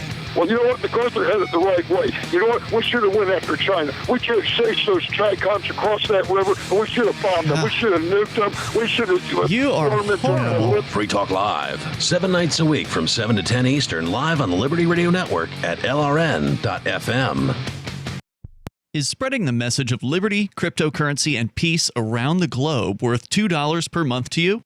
As you may already know, in addition to our internet feed, LRN.FM broadcasts on free-to-air satellite across North and Central America, as well as Sub-Saharan Africa. And we've been available on satellite for free 24/7 since 2010. The LRN.FM free-to-air satellite signal is reaching some of the most oppressive regimes in the world, and there's no doubt our ideas are making an impact. You can learn more about the channel's impact by watching the 3-minute video at fund.lrn.fm. If you'd like to help free minds globally with our ideas of liberty, cryptocurrency, and peace, you can donate as little as $2 per month via fund.lrn.fm. You can help us continue and expand our satellite broadcast to multiple continents. Visit fund.lrn.fm today, and thank you for your help. Don't forget to share the link on social media. That's fund.lrn.fm. There are basically two types of advertising, direct response and branding. Radio's great for direct response with its low cost to listener ratio, but audio can't be beat for branding, which is a longer-term endeavor. You want to be the first thing that someone thinks of when they think about your product or service. If you have a local business that you want kept top of mind in your community, call the station. If you need national reach, Free Talk Live's got around 200 radio stations, millions of monthly listening sessions, can suit all budgets, and if we don't think we're right for you, we'll tell you.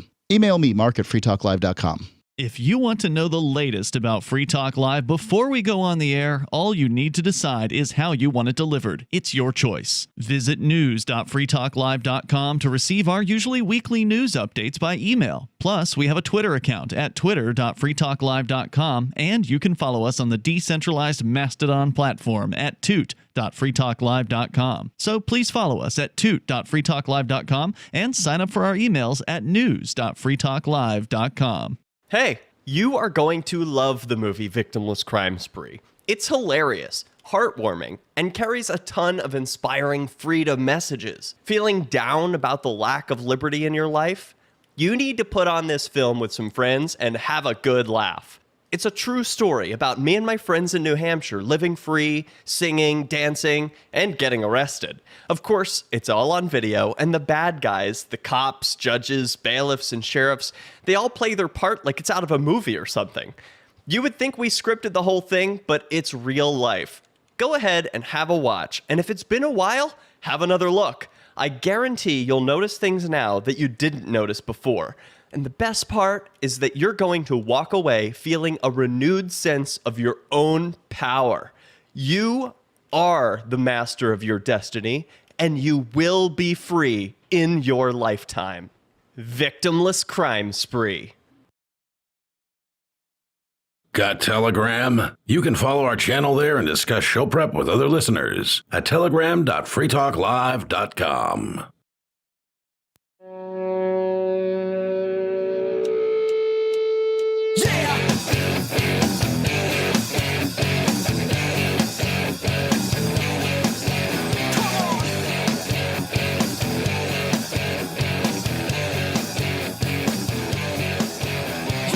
It is Ladies' Night, apparently, here on Free Talk Live.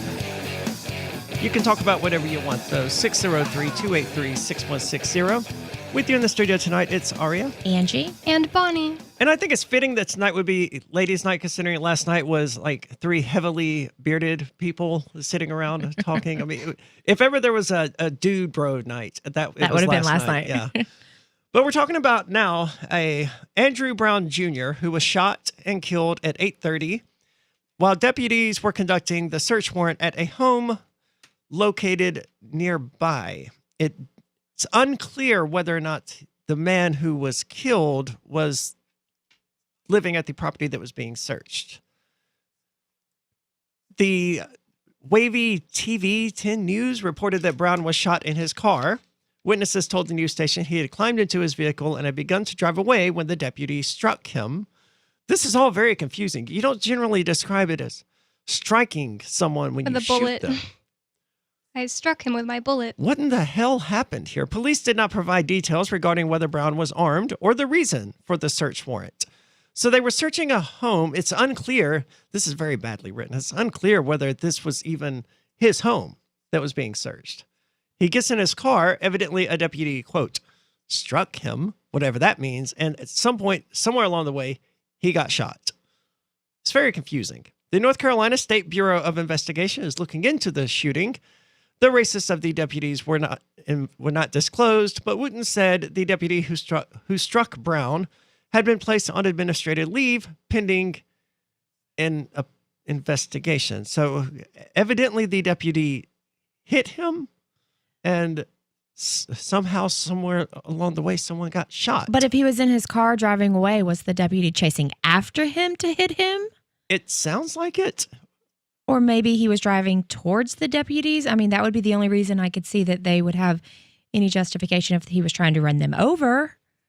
Wooten said that the deputy was wearing a body camera that was on at the time. He declined to say how many shots were fired. District Attorney Andrew Womble said the Bureau of Investigation probe would be thorough and will not be a rush to judgment. The shooting happened at about 8:30. That's useless information. A crowd gathered around the shooting scene, which was blocked off by police tape and with multiple law enforcement cruisers with their lights flashing, according to footage from Wavy. Keith Rivers, president of the Pasquotank County chapter of the NAACP, called for an independent investigation into the shooting and criticized the sheriff's office for taking hours to release details, even after a crowd of about 100 people gathered near the scene. So, I mean, that doesn't tell us a whole lot about what actually happened there, but it's not surprising. Police, if there's one thing they do really well, it's kill people. And they've been, as you pointed out, Bonnie, they've been doing a lot of that lately. What was the video of the girl with the knife who was recently shot? Have you seen anything about that? We should pull up an article about it because I haven't read one. I've just seen like headlines and tweets about it. Someone else would have to pull that up. I'm not allowed to just Google things like a normal person. I will look it up. All I know is that she was 15, and then I read a headline that she was 16, and she had a knife, and she was shot in the chest 4 times. 4 times? Mm-hmm. That's what I said. That's what let's see. 15. I saw that she was a foster kid in the like under custody of the state at the time that this happened, but that was just another like headline. Still, shooting her 4 times in the chest has got to be excessive. And especially when the cops have, like armor and stuff like that on them, can they just grab her and not let her stab the other person without Was she trying her? to stab someone else? Well, that was like apparently what people are claiming, that she was trying to either stab or cut another girl, and that's why she got shot. Not trying to stab or cut the cop, but like another girl her age. This is a story from the Washington Post, posted today. It says Ohio police fatally shoot black teenage girl just before a Chauvin verdict. I don't know. Chauvin. Yep. The fatal shooting of a black teenager by Columbus police on Tuesday stoked grief and anger just as the murder conviction of former Minneapolis police officer was being charged and being celebrated as a sign of long elusive accountability for law enforcement. Police said at a late news conference on Tuesday that the girl had threatened 2 others with a knife before the shooting, playing segments of body camera video that showed the victim lunging towards someone in a driveway before an officer fired 4 shots. A knife is visible in the driveway next to the girl as the police perform CPR on her. We know based on the footage the officer took action to protect another young girl in the community, but a family is grieving tonight and this young 15-year-old girl will never be coming home. Family members and Franklin County Children's Services identified the victim as a 16-year-old Micaiah Bryant and said she had been in foster care. Police have not named the victim and said that she was 15 years old. Paula Bryant told WBNS that the victim was her daughter, a very loving, peaceful little girl. The incident prompted demonstrators to gather in the neighborhood where the violence unfolded and outside Columbus Police Headquarters, with many questioning whether police could have taken less lethal actions in the case. Well, I would think so if she was a 15 or 16-year-old girl. Yeah, don't they generally have tasers? I mean, I realize that they may accidentally reach for their gun thinking it's a taser and then, murder someone that way. Are they all yellow? Are all tasers yellow that cops carry? I do not know. Something like I think it was Mark pointed out on the show the other day was just like there's such different weights. Like you wouldn't pick up a light thing that's just a taser and feel like it's a gun. They don't have the same trigger. Yeah. Yeah, I would definitely expect anyone over the age of 12 to be able to pick up a handgun and pick up a taser and know which one was which. That would make sense. Especially a trained cop would have that ability. But anyone over the age of 12 can pick up a thing and go, oh, yeah, that is way too light to be a gun, or that is way too heavy to be a taser. But ideally, yeah, cops, I don't want cops to have tasers either, but a non-lethal method of handling this would have been better than, shooting this teenage girl 4 times. Tackling her. She's a teenage girl. Yeah, and even if they had With to a shoot knife. her, like I don't see any reason they had to shoot her. But if they did, why 4 times? That's like, I'm going to make sure you're dead. Like, why? Or like shoot her in the leg. Something like that, yeah. It goes on to say that neighbor Ira Graham III said that he had just come home from work when he heard shots and ran outside to see a teen girl on the ground badly wounded. It was disorienting coming so close to the verdict in the case, he said. It's just so ironic, he said. This stuff just never ends. Columbus Interim Police Chief Michael Woods said that just after 4:30 p.m. on Tuesday, police received a 911 call from someone who reported that women were trying to stab them and then hung up. Dispatchers were unable to gather any information about the weapons that were used or at the scene. Body camera footage shows a white officer emerge from a vehicle as the victim appears to chase someone who falls onto the sidewalk. The teen then turns towards someone else wearing a pink sweatsuit and takes a swing at her head. The officer fires 4 shots at the girl, leaving her sprawled next to a car in the driveway. She had a knife. She just ran at her, one officer says on the footage. Video taken at the scene by a neighbor shortly after the shooting shows 2 police officers kneeling over the girl. One is performing chest compressions. She appears unresponsive and blood is pooled on the ground beneath her. Around them, several more officers tape off the area and family and neighbors begin to cry.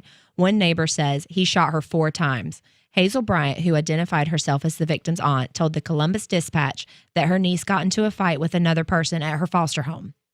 And police killed her for that. Yep. Imagine, like, if you heard the whole conversation and that girl was really, like, not in the wrong, like, that makes it even worse. Maybe the other people were just completely bullying her. And, I mean, not that gives you the right to stab someone, but also it just seems more like something that should be mediated than she should be killed for her overreaction. Like, I don't know. Well, she didn't stab anyone. She may have threatened to, but she certainly didn't stab anyone. It goes on to say that Bryant said the victim had a knife but had dropped it before the police officer shot her. Ginther and other Columbus officials vowed to release more information as soon as it becomes available and appealed to residents to remain calm as the Ohio Bureau of Criminal Investigation opened a case on the shooting. No matter the circumstances, that family is in agony, and they are in my prayers. Well, don't be concerned about it because the police are going to investigate themselves and they're going to determine that they did nothing wrong. Of course. As they usually do. But did you not say that she was not holding the knife at the time she was shot? It said that she dropped the knife prior to being shot by the officer. 603-283-6160. This is Free Talk Live. On Free Talk Live, we're bringing people to the ideas of liberty every day. From wrestling superstars like Glenn Jacobs. You guys really are having an impact, I believe. Like I said, a lot of where I am now is due to listening to Free Talk Live. You changed my mind on some very important issues years ago. To random people tuning in on the radio. I was kind of stuck in the left-right paradigm. I heard your show by chance on a Saturday night. From there, I went on, joined the Free State Project, and become an amplifier. So, I mean, that's really the reason why I amp is because I know that if it wasn't for you guys being on as many stations as you are, I never would have found the ideas of liberty. Your AMP will directly change more lives by getting Free Talk Live in front of people looking for talk radio online and on the air. When you AMP Free Talk Live, you get perks like access to the AMP-only Facebook group and AMP podcast. Visit amp.freetalklive.com. Looking for a great real estate investment? Consider New Hampshire, which is ground zero for the Liberty Movement. Your first call should be to Mark Worden from Porcupine Real Estate. He's more than just a real estate agent. He's your New Hampshire concierge. Where are the best places to live? Do you want farm, city, the burbs, or forest? Do you want a duplex or multifamily building so that renters pay your mortgage? There are homes in all price ranges in New Hampshire, and Mark can help with financing too. Invest in liberty and property. Mark Worden can help. PorcupineRealEstate.com.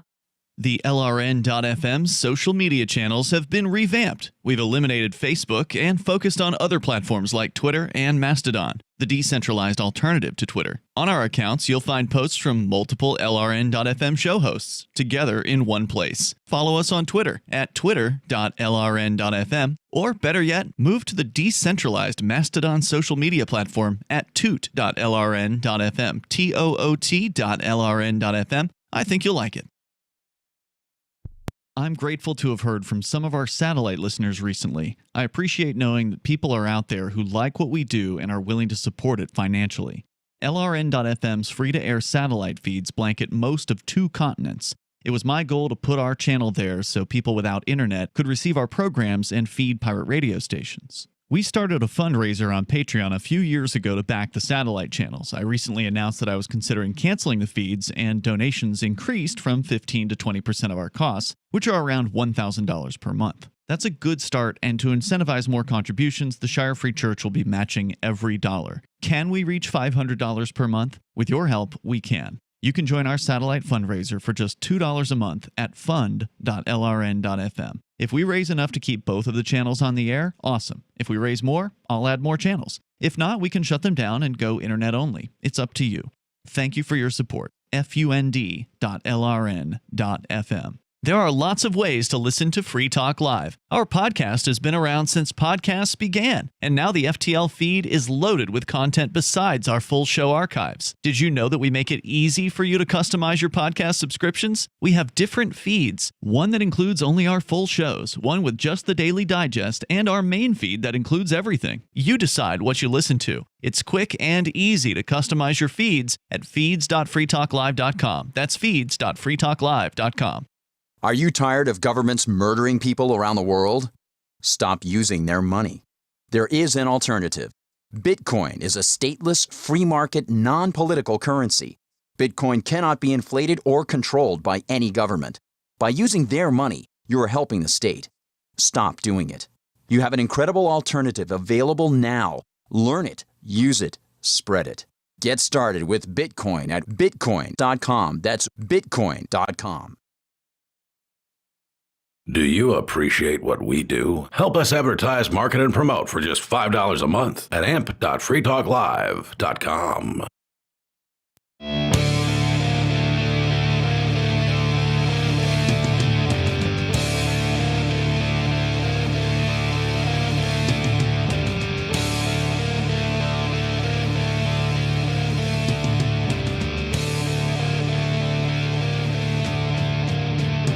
It's Free Talk Live, 603-283-6160. That's the call-in line. You can talk about anything you want. 603-283-6160. We're actually just talking about it during the break, the raids that happened on March the 16th of this year, where I was raided, Renee and Andy were raided, the property here was raided, Colleen Fordham, again, 60-year-old grandmother raided by the FBI. We were all then arrested and taken into custody, but Ian and nobody remain in custody. You can help them. You can help us because this case is huge. It's going to be very, very expensive, and it's going to involve a lot of attorneys and probably a year or two of attorneys arguing with each other behind the scenes before it ever even goes to trial.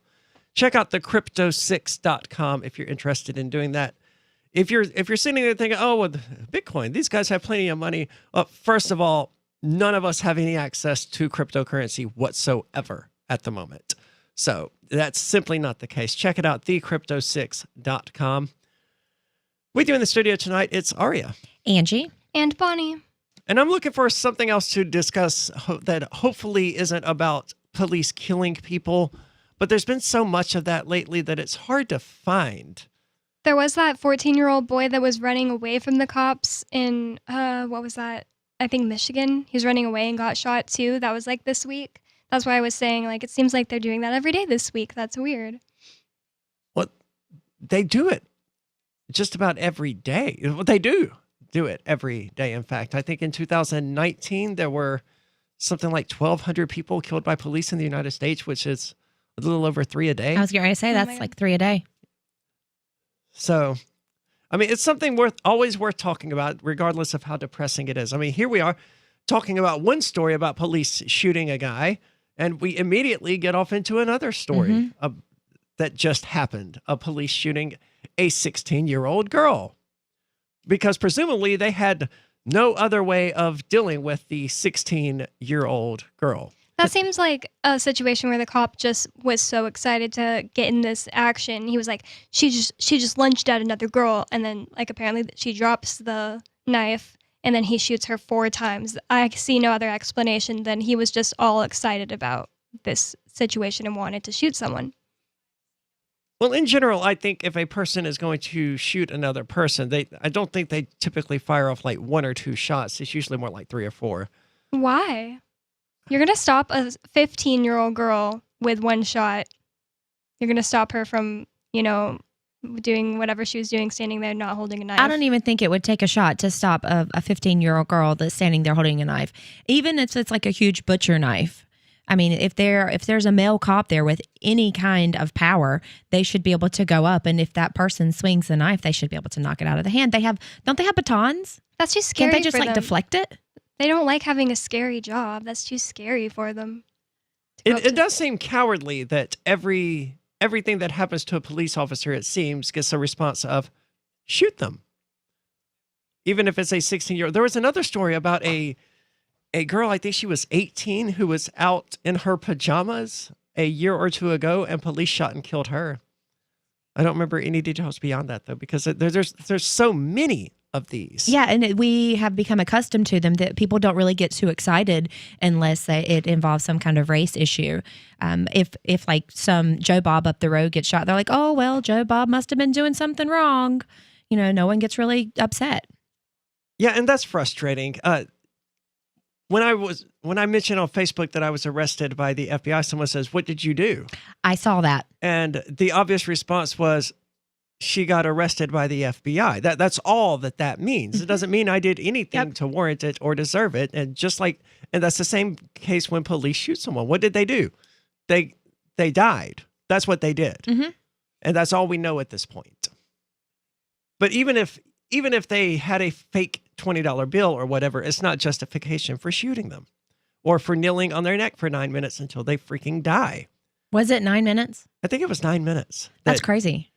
Yeah, the whole thing was crazy. Yes. And, there were people standing around saying, hey, get off him and stuff like that. But no one took action, and they probably didn't take action because they saw that this man was going to get killed. And had they taken action, they would probably have been killed themselves. Exactly. Like if you saw that man was going to get killed, and maybe the right thing to do would be stand up and stop the cop from doing it. There are 4 other cops standing around that are going to probably immediately kill you if you even lunge toward that cop. So that was kind of a helpless situation. I see people all the time criticizing people for not going up and doing something, but we're kind of being oppressed by armed thugs and gangs, and they all have guns, and we're not allowed to use them against them, or not allowed to use any against them, but they're allowed to use them against us and rarely get in trouble for it. So I don't blame anyone. And it's an issue that the police don't like it when people question their judgment. And that's what people were doing when they were saying, hey, get off his neck. He can't breathe. The police officer had decided that, he could breathe just fine. And it didn't matter that he probably knew he was wrong and that George Floyd was dying. He didn't like having someone say, hey, you're in the wrong here. Lifting his knee would have been admitting that he was in the wrong. It's like when we cop blocked probably 9 months ago here in Keene, these police officers had pulled over some drunk college kids for not turning on their headlights. And one of the passengers pukes like 6 times out into the side of the street. I mean, he's clearly had way too much to drink, may even have alcohol poisoning, can barely stay conscious. I'm begging the police officers to just get this guy some water. They're like, if he wants water, he'll ask for it. Oh, like George Floyd asked for air? Yeah. Is that what you're saying here? Because he could speak. Yeah. Wow. He'll So, ask he's for too it. he's too drunk to ask for water, dude. Are you kidding me? You're a human being. He's a human being. You've been drunk before, right? Yeah. I guess. Oh, yeah, for sure. Yeah. I'm sure the cop has as well. And if you're so drunk that you're puking repeatedly into the streets while pulled over by police officers, you are way too drunk and probably need some water. That poor guy. But they don't care. No, they don't. Because it's not their life. It's not their son. It's not their daughter or whoever. And you would hope, I guess, that they would have some kind of compassion for people when they pull someone over. That, if I have a family, if I'm a police officer, and, I wouldn't want my kid to go through what some of these people go through, but they don't. They're like, oh, well, my family's better than yours, and this is my job. I'm just doing my job. That is the line they always go to. And it would be better if police actually had more compassion. But what we see in these cases just over and over again is that whatever humanity they once had was trained out of them sociopathically, to the extent where they don't view us. They can't have compassion for us because they don't view us as human beings. Well, it's them against us. Yeah. It's that, and also that they believe that the laws are the same as morals. Like, they were breaking the law, so they did something wrong, so they deserve what happens to them. They're not thinking about the law being right or wrong, just the law is, and then you're wrong if you're breaking it. That's most Americans in general, though. Yeah, that's not just police. There are so many Americans. Do you remember the guy who did the shooting at the Joker movie? I do remember that. The Aurora Redhead shooting? guy? Yeah, the crazy guy. I actually heard from people who made the argument that he couldn't be a sociopath or a psychopath because he stopped at stop signs and red lights on the way to the jail. They were so convinced that, breaking the law is the same thing as being moral, that this guy who shot up a theater couldn't be a psychopath because he knew that running a stop sign was wrong. Or he didn't want to get stopped and pulled over before he could go and, murder all of these people. That's the obvious explanation, right? And that's certainly why he wasn't running stop signs and stuff on the way there. But even if he wasn't, for whatever reason, he wasn't running stop signs and red lights, that has nothing to do with right or wrong. Nope. It would be wrong to run a stop sign and, run over a pedestrian, but to just run a stop sign, there's nothing moral or immoral about that. It's just traveling. That's exactly right. Yeah, the stop sign by our studio is pretty stupid. It is stupid. There's no reason whatsoever for there to be a stop sign right there. But, and I think even a cop has said that on video that it's stupid. Oh my God. The one here? Yeah. Who was it? Someone told me that the things that for traffic laws are just suggestions. A cop told you that? No. Oh. A friend of mine. They said they're just suggestions, and you can choose whether to abide by the suggestions or to do your own thing. No cop, no stop. There you go. I wish they were only suggestions, but too often they're not. I mean, they're backed by a lot more than a suggestion. Oh, yeah, for sure. You'll get in a lot of trouble. You absolutely can. So it's better to stop at stop signs and, be a proper little serf and obey all the stupid little laws that Caesar has thrown out for you to follow. But the average American commits 3 felonies a day. So it's almost impossible to abide all of these laws. Well, I like being above average. 603-283-6160. That's the call-in line. Take control of the airwaves. Third hour coming up. 603-283-6160. This is Free Talk Live.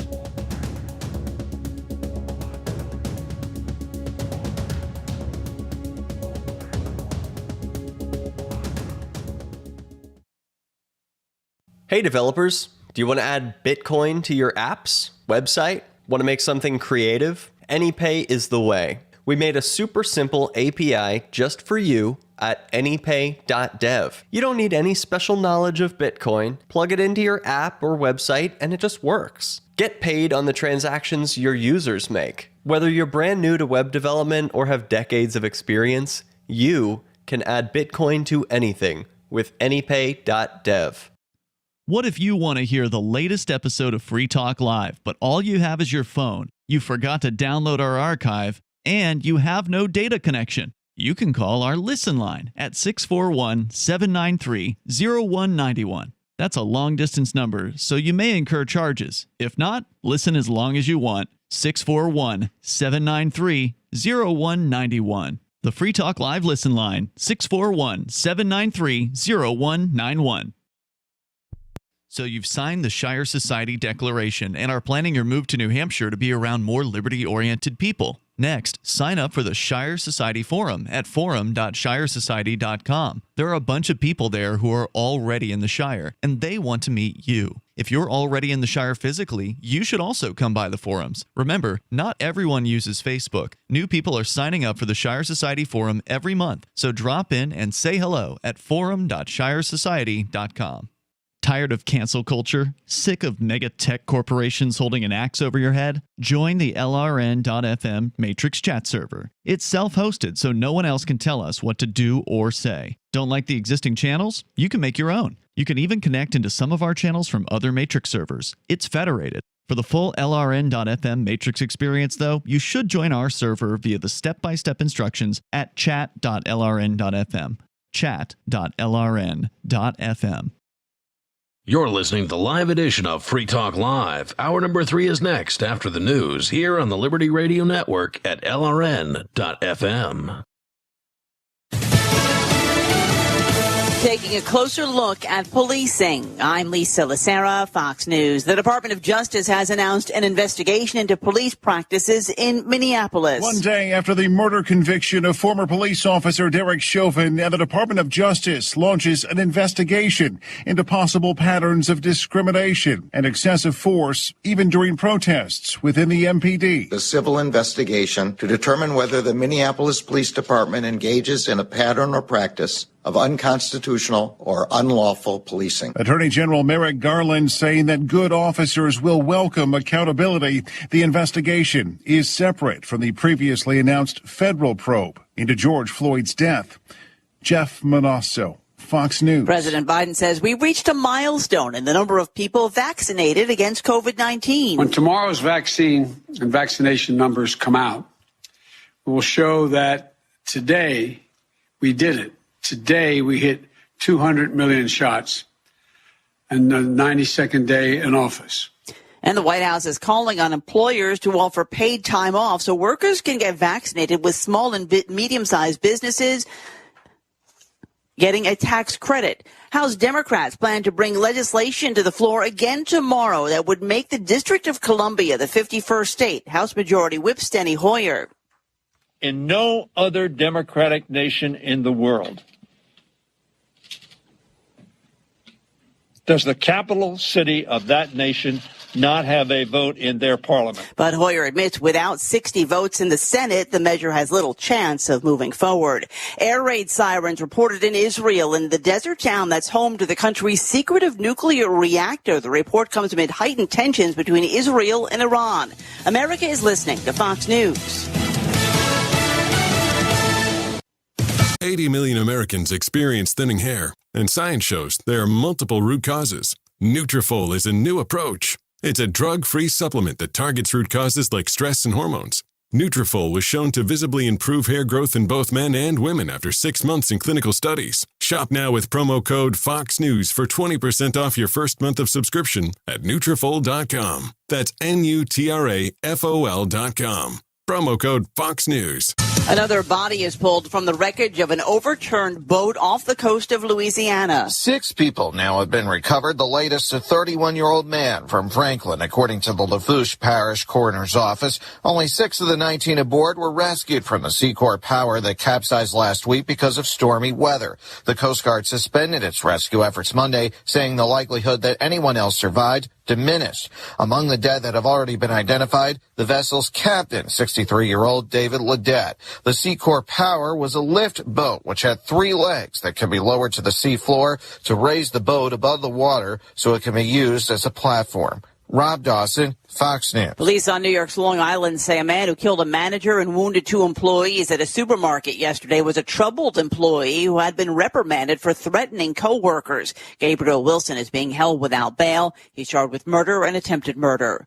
The federal free school lunch program will be extended into next year. In the midst of a pandemic, many of the plans to be stretched into June of 2022 put an emphasis on social distancing as part of the service. The meals covered will be breakfast, lunch, and after-school snacks. The USDA believes more than 12 million kids currently live in homes that may not have enough food as the COVID crisis has continued. The current school nutrition programs, the agency says, have provided up to 3 daily meals for some children. An additional boost comes from President Biden's American Rescue Plan, which is putting The Free State Project has reached its goal of 20,000 liberty lovers who've pledged to move to New Hampshire and get active to achieve liberty in our lifetime. Perhaps you're trying to figure out what part of New Hampshire should be your destination. If so, consider Keene. You'll find more than 150 reasons to move to Keene at move.freekeene.com. Keene is famous for its historic, publicity-generating activism, as well as being the liberty media capital of the world. It's home to freekeene.com, New Hampshire's destination for liberty activism, news, and opinion. For years, we've been compiling over 150 reasons to move to Keene at move.freekeene.com, where you'll learn about some of what's happening here and what makes Keene a great place to live. If you love liberty, you'll probably enjoy anywhere you end up in the Shire. But do your due diligence first. Please visit move.freekeene.com for the full list of over 150 reasons to move to Keene. That's move.freekeene.com.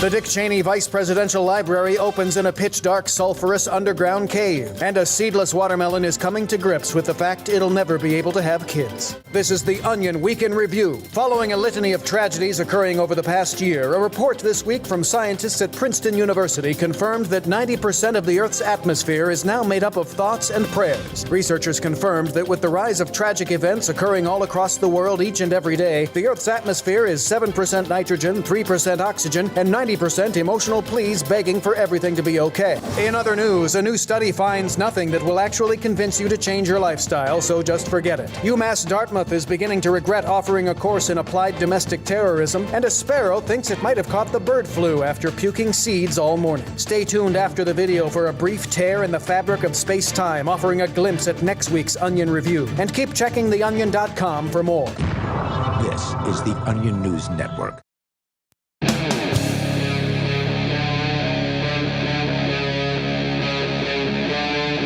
Free Talk Live.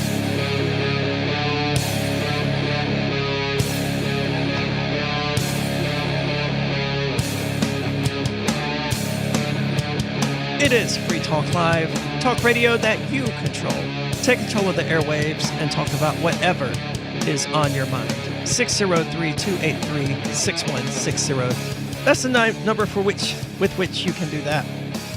603-283-6160. With you in the studio tonight, it's Aria, Angie, and Bonnie. And for those who aren't aware, I'm currently being treated like a felon. This means I can't possess any weapons whatsoever. There's even restrictions on the length of a blade that I can possess. I believe it's 4 inches or something like that. I'd have to look through even this. for like kitchen knives? I think there's an exception for kitchen knives because the supervisory officer didn't say, oh, this kitchen knife is too big. You got to get rid of that. But I did have to, obviously, it's unclear at the moment who actually has the guns that were at my house. The FBI claims that they didn't take them, but Keene PD says that they don't have them. Initially, they said they did have them, but they took them because they were concerned about my safety with the, quote, protesters that were out there at my property, also known as my friends that were out there at my property. I was going to say the ones that were supporting you? Yes. Yep. But Keene PD is now saying they don't have them. But when my supervisor came out, I have a compound bow. I had to get rid of that. So it's just all manner of throwing knives, had to get rid of those. Well, I could see you, Aria, just going down through the middle of Keene with your bow. Going to get me a deer. Well, it was certainly for home defense. It was certainly not for hunting. I'm not much of a hunter, but I mean, I know. You got to admire a weapon that can be that deadly and that silent. I was going to say it's quiet. Yes. Yeah. number one advantage. Well, there's also other advantages, like if you shoot a 50-pound or a 550-pound bag of sand with a rifle, the bullet is going to be destroyed, but an arrow will go straight through it without an issue. So it does have other advantages. But anyway, none allowed any sort of armed self-defense at the moment, and that's fine. I'm not in danger. I was a bit when I ran for sheriff. I drew some flack for that, but in general... Weren't people messing with your mailbox or your signs or something? They were stealing signs out of my yard. My car got vandalized and a few other things. But once I started putting the videos of people pulling up along the street and stealing my property, once I started putting those on the internet, all of that stopped. Oh, I bet so. People were like, oh, snot. Yeah. My friends are going to know I did this. Yes.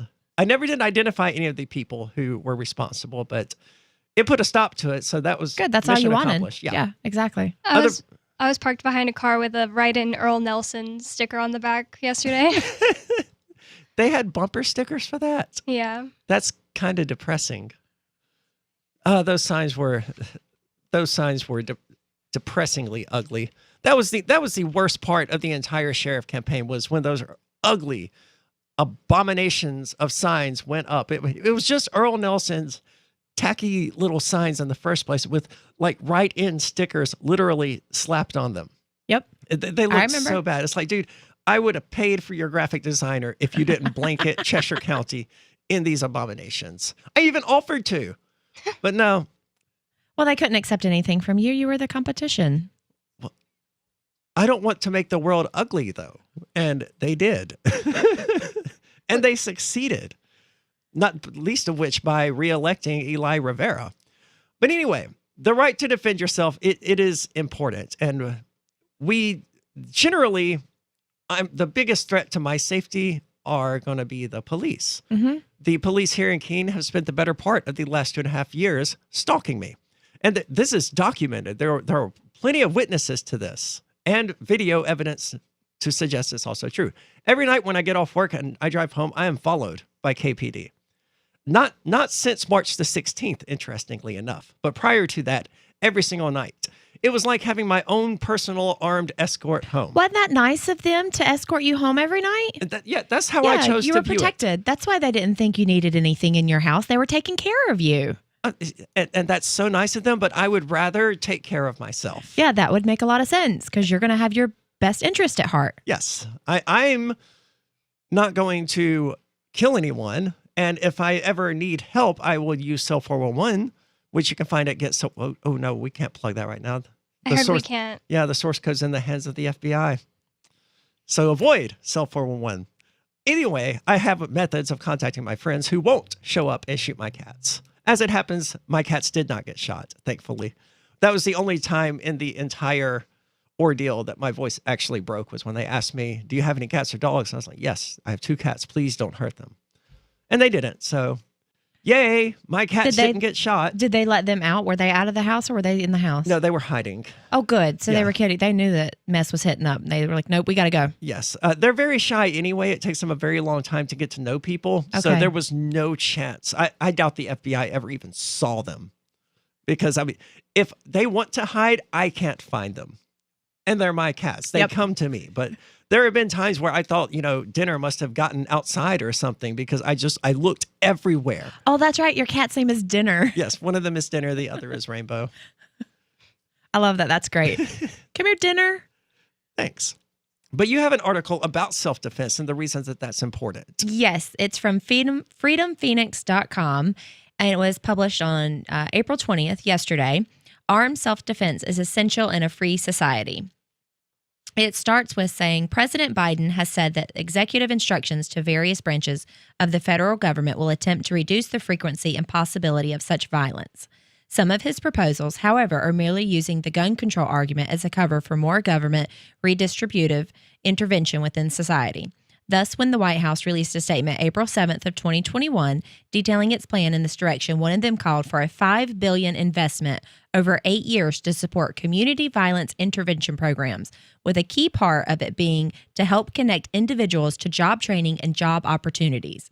The Department of Health and Human Services will be directed to educate state governments in better using Medicaid funding to better subsidize such interventionist projects.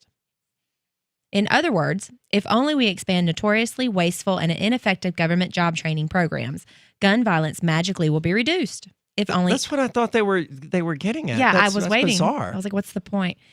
If only unemployed gun-using criminals can be taught a non-violent job skill, they will stop robbing convenience stores and stop killing people in gang-related drive-by shootings. That will be left for the police to do. Plus, once the national mandated minimum wage is raised to $15 an hour, there will be long lines, obviously, of prospective employers eagerly waiting to hire former street thugs with their newly certified government-provided entry-level employment skills. Who knew it could be so simple? I got to tell you, as someone who is working right now, who worked through the pandemic, it doesn't matter what they raise the minimum wage to. People are not working right now, and they're not going to. No, they're on unemployment, and then they're getting all these kickbacks from unemployment. The unemployment benefits are insane. It's the standard default unemployment of their $200, $300 a week or whatever. There's a standard of $300 a week on top of whatever your unemployment would normally be. Yeah, it's like 75% of their paycheck, and I think it's $400 on top top of it, isn't it? It might have gone up, but it was $300 for a while. It was initially $600. I remember that. It was $600. My sister showed me her history of unemployment payments, and they all came at once, and it was just like 6 months of $600 every single week. Yep. You can't compete with that as an employer. You can't compete with the government paying people $400 a week to sit at home and watch cat videos on YouTube. And then plus all the stimulus that they sent out. Yeah. I mean, you're making much more on unemployment and with stimulus packages than you would going to a 9-to-5 job. I don't like these social welfare programs, but I can't blame someone for going, you know what, the government's going to pay me more to sit at home. I'm just going to sit at home. And then I can go to the government and I can say, you know what, I don't have a job. Can you help me with my rent? Can you help me with my heat? I need some food stamps. Can you help me with that as well? And the government's going to say, honey, let me give you all this. Yeah, and none of it's going away anytime soon. And in fact, it's probably going to get worse. I've heard rumors of another stimulus check in the works. I don't know how substantial those rumors are, though. I read something about another one coming out. If they actually cared about people, they would just make it not impossible for them to start businesses and make their own money. That would be ideal, but when you had the homeless guy in California who started a shoe signing company and actually managed to find his way into an apartment from doing that, the state of California shut him down for running an unlicensed business. 603-283-6160. This is Free Talk Live.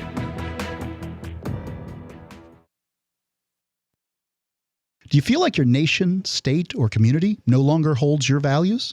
Have you dreamt of a place where people agree that liberty is important and are free to pursue their projects so long as they respect the property of others? There are many people just like you that are discovering freeprivatecities.com. Their social media links are at the upper right of the page at freeprivatecities.com. All skill levels will be needed when the first of the Free Private Cities opens. It's sooner than you think. Stop arguing and build. freeprivatecities.com.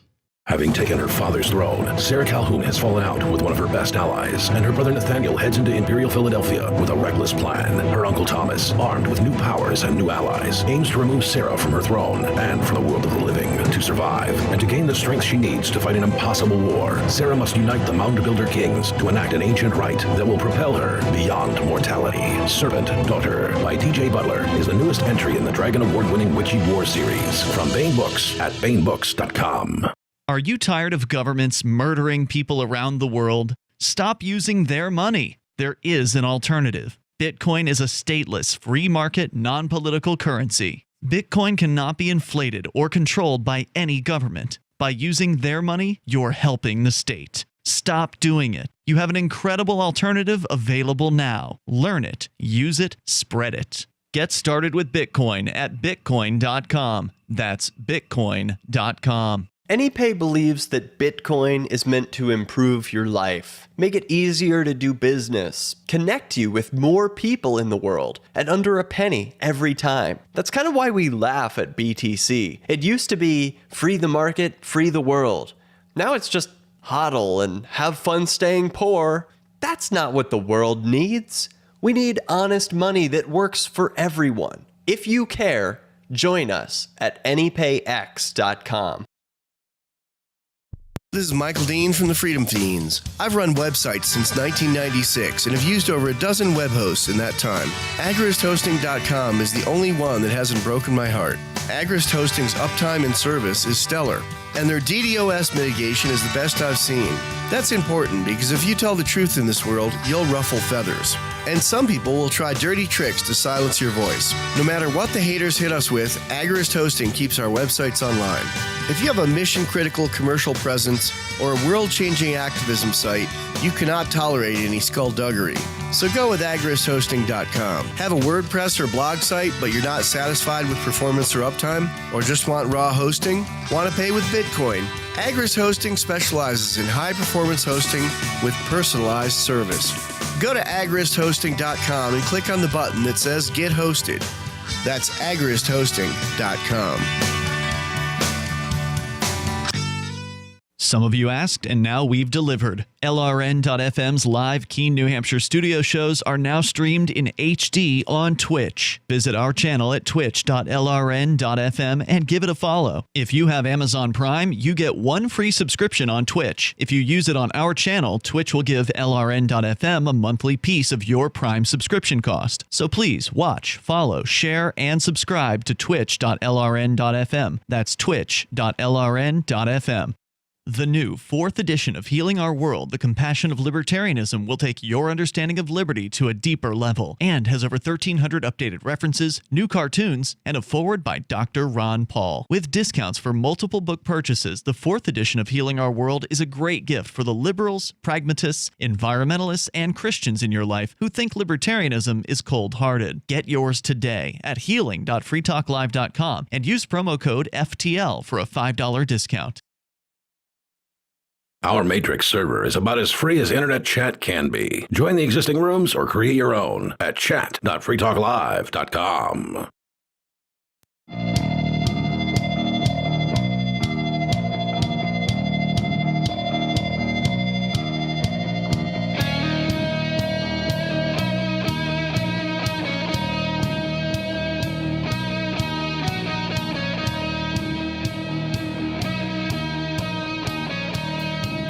It's Free Talk Live. Take control of the airwaves, 603-283-6160. You can talk about whatever is on your mind. I want to say thank you, though, to Leah Hoffman, who is tonight's amplifier, and she's actually a friend of mine on Facebook. Me too. Awesome. That means she amplifies the show. It means she contributes monthly to help us get on more radio stations, to reach a larger audience, all of that awesome stuff, because AMP stands for Advertise, Market, and Promote. If you like Free Talk Live, if you like what we're doing, if you like the idea of a national radio show that, you know, anyone can call and say any crazy thing they want, like we have Scott the Bigot regularly calling from Florida to say his bigotry, and of course we challenge him on it. But if you value that, check out the AMP program. It's the best way to help the show reach a larger audience. amp.freetalklive.com. Leah, thank you so much for your contributions. I'm glad to hear that you support the show. So we're talking about home defense, but before we get back into it, let's go to the phones. We've got Pat calling from Michigan. Pat, you're on Free Talk Live. Good evening, gentlemen and Ms. Lady. Hey, what's on your mind? I'm an unfortunate soul, as I'm not qualified to be during the weekend schedule only for your show. Oh, I'm sorry to hear that. Well, you can always watch it like freetalklive.com. Right, but I'm not an inner tube dude. I will not suck the poison from the inner tube. I do not do Facebook. I will not degrade myself to that point. That's probably good. I don't do Facebook either. So my point is, like I said, I don't even know what you guys are talking about tonight. What do you want to talk about? My theory here is powder and ball will tell it all. We got no choice. I mean, if you got to sharpen a pitchfork, you got to do what you got to do. I don't think things are getting way, way crazy. They are, but I don't think that violence is going to prove to be the answer. No, but people are getting lazy. They all want something for nothing. Yeah, that's Something true. for nothing don't happen. No, it doesn't. And people are starting to see that with lines at food places just being inexcusably long, except, the actual Keene is a highly liberal cultural town, right? Like they pay people to come out here and put murals on the sides of buildings and stuff like that. They have little music festivals. Yet all of these awesome little locally owned restaurants are basically dead in the water with no customers, maybe 2 or 3 people eating there at night, where you have Applebee's or McDonald's or Taco Bell with lines that are just constantly full in this stupid hipster little town. There are help wanted signs everywhere. No one wants a job. No one wants to work. And people are starting to realize, oh, hey, yeah, we're paying all of these people to sit at home. And that's the reason it takes me 45 minutes to get through the line at McDonald's. I'm better than 60 years old, right? Yeah. There is no place that I have ever been that has given me something for nothing. I have busted my ass. The law has busted my ass. I have never had a free ride. And I am supposed to be the privileged white man. Dude, peace out.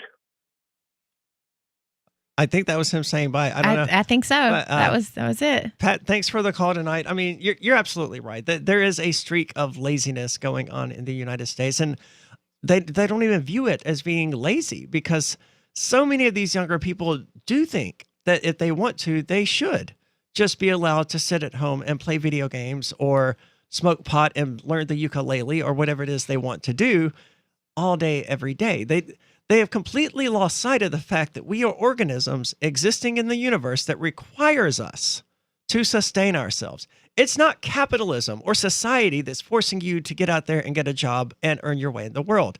That's the nature of the universe that we live in. An organism that cannot get its own food dies. You have to eat, which means someone has to be out there growing food. Now, you can either let a slave do that, or you can do it yourself. Or you can work somewhere else that you enjoy a little bit more, like at Walmart or something, and let the people who want to work out in the fields growing food work out in the fields growing food. And then you can give them some sort of universal medium of exchange, showing that, hey, you contributed to society in this way, and you want to trade that means of exchange for some food that this farmer grew. They don't understand that it's not capitalism or Walmart or greedy corporations that require them to get out there and work. It's just the nature of reality. Yeah, there's a lot of people mad about these greedy corporations that take money from the government and all this stuff, and then they're just sitting at home taking money from the government while having the same thought. Like, that doesn't make sense. Last year, 2020, when I lost my job, I actually didn't lose my job. I guess I quit my job because they stopped getting any customers, and I was a waitress, so why would I keep working there? Sure. I went to doing Uber Eats, and I just refused to just become somebody who gets $600 a week. And I was like busting my A word for not, wait, can I say the A word on the radio? Okay, I'll remember that. But yeah, for doing Uber Eats to make the same amount of money as them just sitting on the couch. But I just didn't want to be paid off to, become a slave to the government. Well, oftentimes it's less money. Yeah. I mean, you making less money than they are for sitting at home doing nothing. I mean, back at, referring to my sister again, who was a bartender, there's no way she was making $600 a week plus in tips. And then the government came along and was like, oh yeah, you're fired now, but we're going to pay you $600 a week plus your previous wage, or 75% of it, or whatever it came out to. And they paid that for a long time. They did. Yeah. It wasn't just like a couple of weeks. It was like months. It was all the way into December, I think. And then it got reduced in a deal down to just $400 or something. It's absolutely insane. You can't pay people to sit at home and do nothing. And they were paying self-employment people the same thing. They were, yes. Yeah, so, I mean, if you're self-employed, you can say, oh, my business is dead. I don't have any business, so I have to go on unemployment. And the government would have given it to you. They did.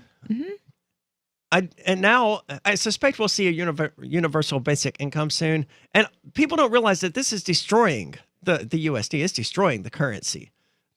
I think it's 20% of the total U.S. money supply in the entire existence of the United States history was printed last year, which means that's huge. Yes, an inflation level of close to 20%. in 1 year alone.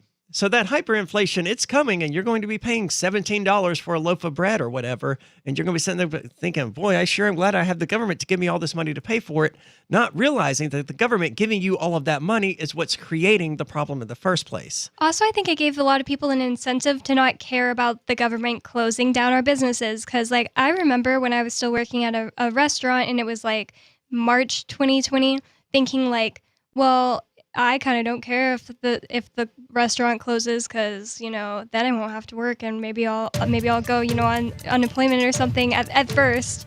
And I'm sure there was lots of other people thinking the same way, just like, I don't care if if Walmart has to close down, then I won't have to work, you know? Yeah, I don't understand it. I like being productive. I like working. I do too. So it's just like, I don't know. There's definitely other people other than us out there that would be thinking like, what are your thoughts? 603-283-6160. This is Free Talk Live.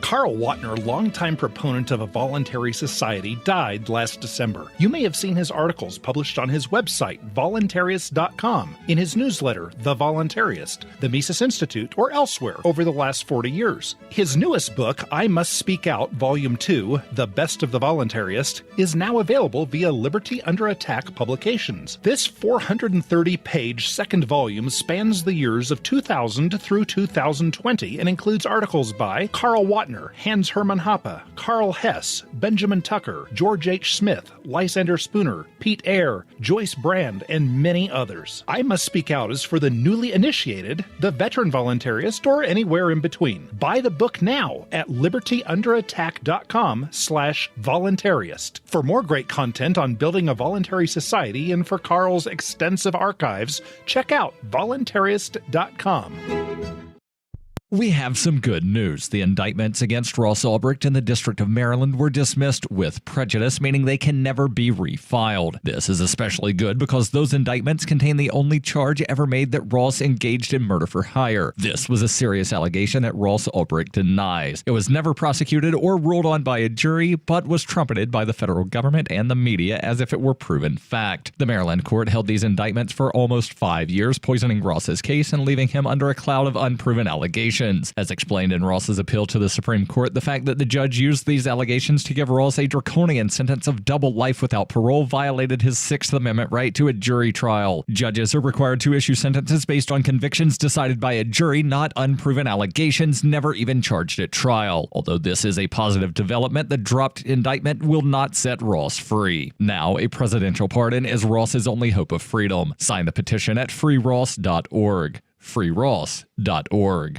Are you a cryptocurrency advocate? The Crypto Tip is the ideal outreach tool to help new people discover cryptocurrency. It's a printable business card-sized tip that you can give to service providers, preferably in addition to a good cash tip. When the server scans the QR code, it'll bring up an explanation of cryptocurrency, how to install a wallet, and allow them to claim the tip. If they don't claim the crypto, you get your tip refunded to you after a time period you specify. Plus, if they do claim the tip, you get an email alert. Create as many tips as you want at cryptotip.org. That's cryptotip.org. So you've heard all 3 hours of the latest episode of Free Talk Live, and you're still hungry for liberty-oriented audio content? Did you know that we have another 24/7 audio stream at LRN.FM? The Liberty Radio Network airs the latest episodes of some of the best liberty-oriented podcasts on the internet around the clock. In addition to recorded content, you'll also hear live shows like Free Talk Live, originating from our Keene, New Hampshire studio. So listen anytime at LRN.FM. That's LRN.FM. Join liberty-minded voluntarists, anarchists, and libertarians from June 28th through July 4th for ForkFest 2021 at Rogers Campground in the beautiful White Mountains of New Hampshire. ForkFest happens the week after the Porcupine Freedom Festival, and ForkFest is decentralized, which means no one is in charge. That also means there's no ticket cost. Just reserve your camping, RV site, or motel room with Rogers Campground for June 28th through July 4th. Where better to celebrate Independence Day than around other freedom-loving activists in the Shire? You can relax and enjoy the camaraderie of like-minded people, or you can create whatever experience or event you'd like others to have. If you're planning an event for ForkFest, be sure to let others know in advance. You can connect with fellow ForkFesters via the unofficial Telegram chat or the ForkFest forum. Links to those are on the unofficial website, forkfest.party. Mark your calendar for June 28th through July 4th, 2021. We'll see you at forkfest.party. You can stick it to the man and big tech. Join our FTL social mastodon at social.freetalklive.com.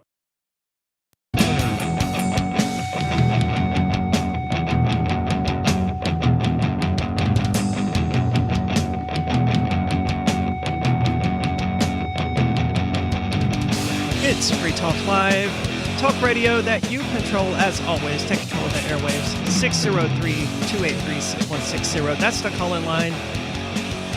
You can talk about whatever is on your mind. 603-283-6160. With you in the studio tonight, it's Aria, Angie, and Bonnie. And we're talking about the right to self-defense here, and more specifically, the reasons that it's so very, very important. I mean, we, quote, live in a society, yes, but society can sometimes be dangerous, and that's often the case. And I don't know what I'm trying to say. Let's get back to the article. Sorry. Okay, it's from Freedom's Phoenix, and it was printed yesterday or published yesterday.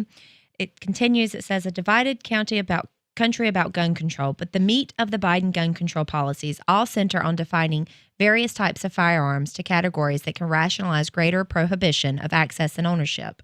The fact is, however, that the number of Americans thinking the country needs stricter gun controls has been decreasing. According to a recent Gallup opinion survey in 2018, 67% of survey respondents supported more stringent gun laws, but in 2020, that number had fallen by 10% to 57%, or a 15% decrease in those holding this opinion. That's pretty promising.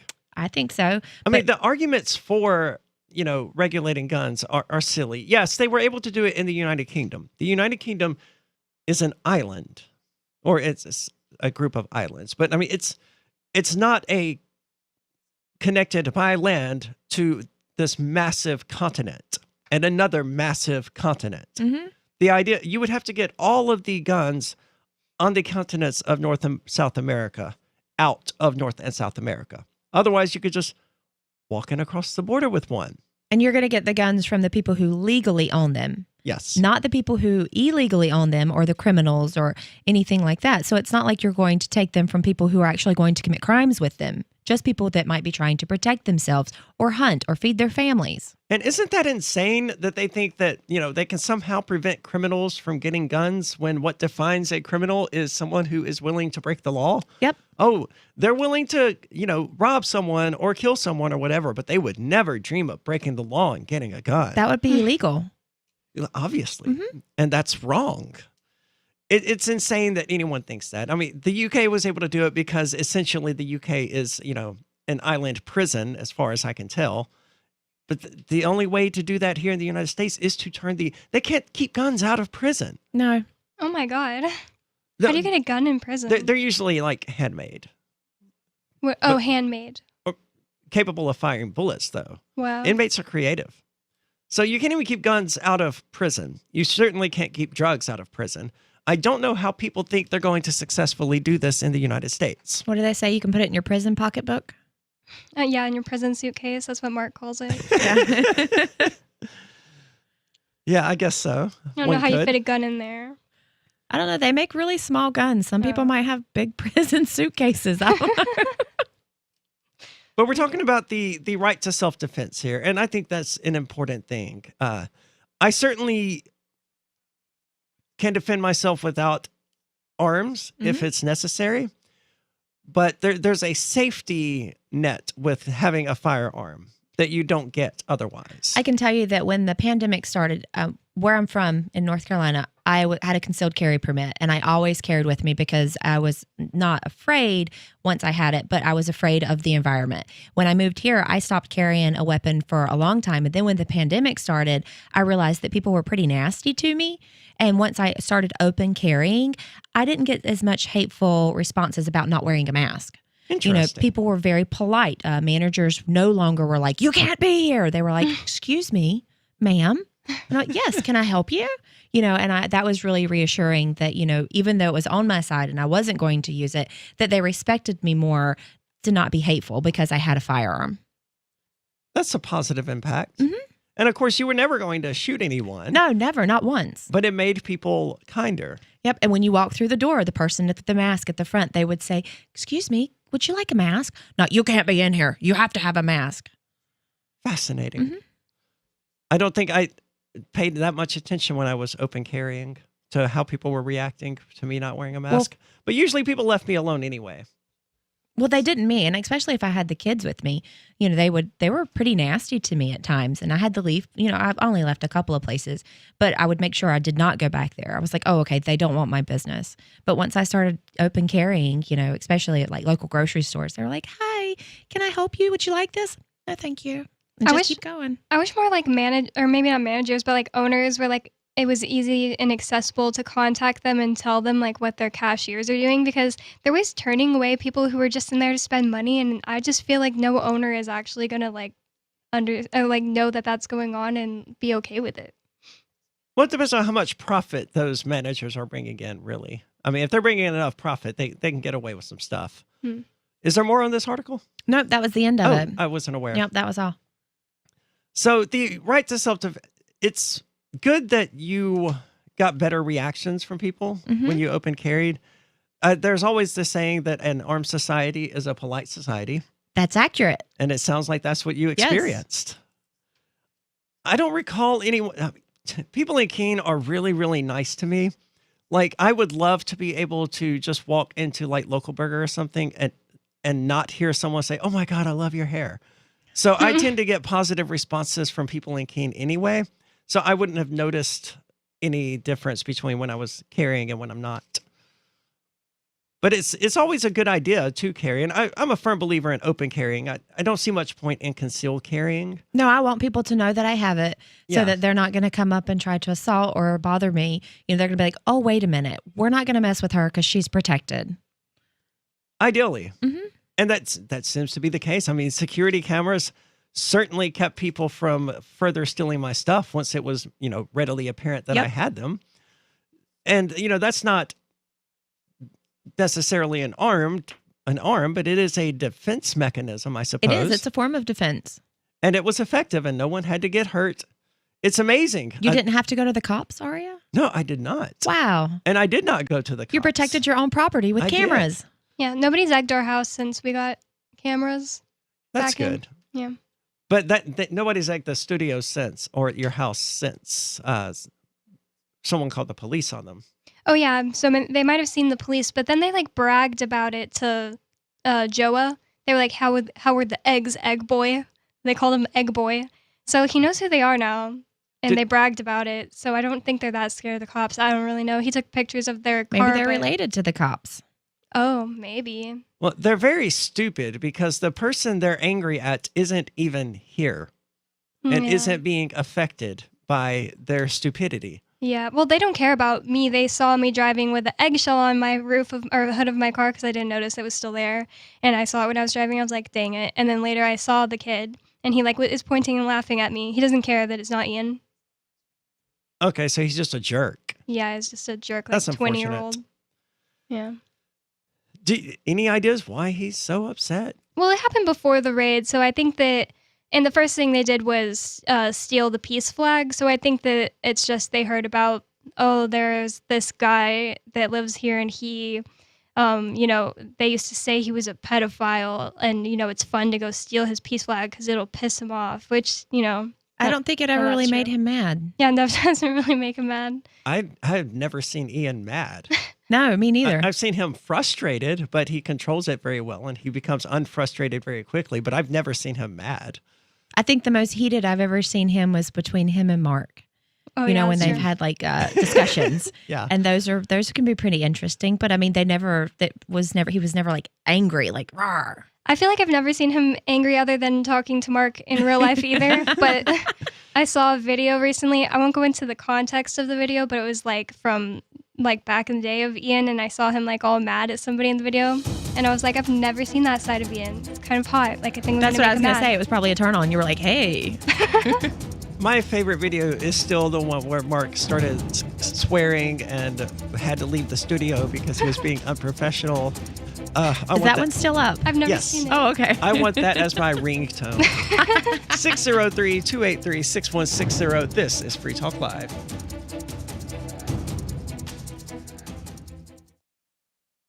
According to a report released today, the vast majority of American children lack the presence of a strong, sculpted male supermodel, with less than 4% of youngsters being taught the important values of respecting runway etiquette, maintaining a glistening six-pack, and walking a catwalk with verve and flair. The number of strong-jawed male supermodels in children's lives has declined to record lows, leaving the majority of our youth unaware of how to get comfortable in front of the camera during an underwear shoot, or even perform something as simple as a sexy but stylish full turn. Stanton went on to say that impoverished communities were especially affected by the lack of Adonis-like male figures, and added that children in lower-class homes were over 80% less likely to grow into the type of high-cheekboned, studly he-men that succeed in haute couture society. Quite frankly, these children are just not getting the necessary influence of a dynamic male supermodel who can both make puppy dog eyes at the camera and also radiate that sort of raw, unabashed machismo that forces fashionistas to look up and take notice. This is the Onion News Network. You know that at some point in your life, an emergency is going to happen. You just don't know when. You could call the government and maybe they'll help, or they might shoot your dog. Why call potentially psychopathic strangers when you could ask your friends, family, or neighbors for help? Cell 411 makes decentralized emergency response possible, and it's free. Visit getcell411.com or download Cell 411 from your favorite app store. Getcell411.com. If you want to know the latest about Free Talk Live before we go on the air, all you need to decide is how you want it delivered. It's your choice. Visit news.freetalklive.com to receive our usually weekly news updates by email. Plus, we have a Twitter account at twitter.freetalklive.com, and you can follow us on the decentralized Mastodon platform at toot.freetalklive.com. So please follow us at toot.freetalklive.com and sign up for our emails at news.freetalklive.com. My name is Angel Rach. I'm a mother of 2 teenage children, and I fought all the way to the Supreme Court for the right to use the medicine that saved my life. I've been permanently disabled for 10 years, with an inoperable brain tumor, wasting syndrome, and several other serious conditions. For 4 years, I was in a wheelchair, in so much pain I couldn't even hug my kids. The hardest part was looking in their eyes and seeing how much they were suffering because of my medical condition. The medicine that gave me my life back and gave my kids their mom back was cannabis, also known as medical marijuana. With medical marijuana, I can walk, maintain my weight, and I can be a mom. Without it, my doctors believe that I would die. To learn more about medical marijuana, contact Marijuana Policy Project at 1-877-JOIN-MPP or on the web at mpp.org.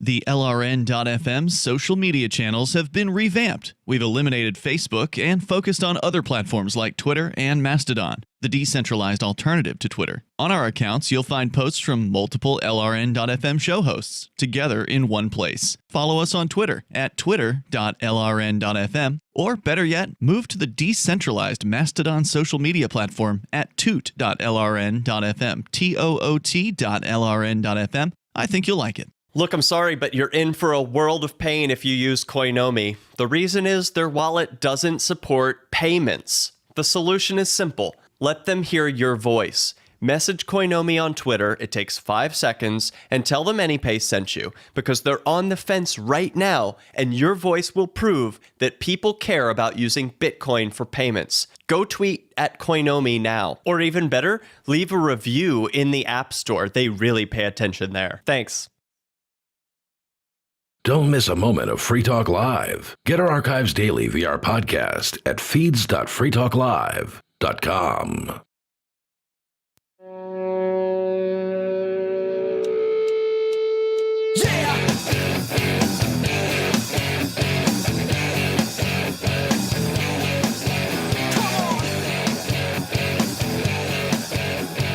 It's Free Talk Live.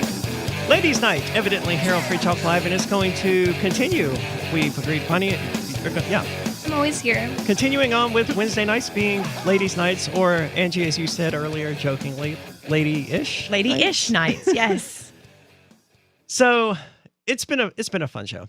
And I've actually got someone on hold that I've forgotten about, but I did want to tell you one more. Actually, I have nothing I want to tell you about, so that's convenient. Let's just talk to the phone call. Well, I want to let the dump button build up a bit first. I mean, especially because I just accidentally left him on hold for 37 minutes. He might be a little upset about that. It was not intentional. Sorry We just about kind of that. started talking about something, and then we carried on with that. That's what women do. So, Brad, you're on Free Talk Live. Hey, guys, or ladies, I'm sorry. Hey, Brad. Yeah, I'm not upset about being on hold. I've never called in before. I've been listening for probably about 10 years. This is my first time calling in. I didn't know what to expect, so I just figured 37 minutes was the normal wait time. Oh, no, it's usually significantly shorter than that. I mean, usually you have to wait until the end of the segment so one of us can screen your call, but we usually get you in like a minute or two. But we're happy that you called. Yeah, and thanks for listening to the show. Yeah, and thanks for having me.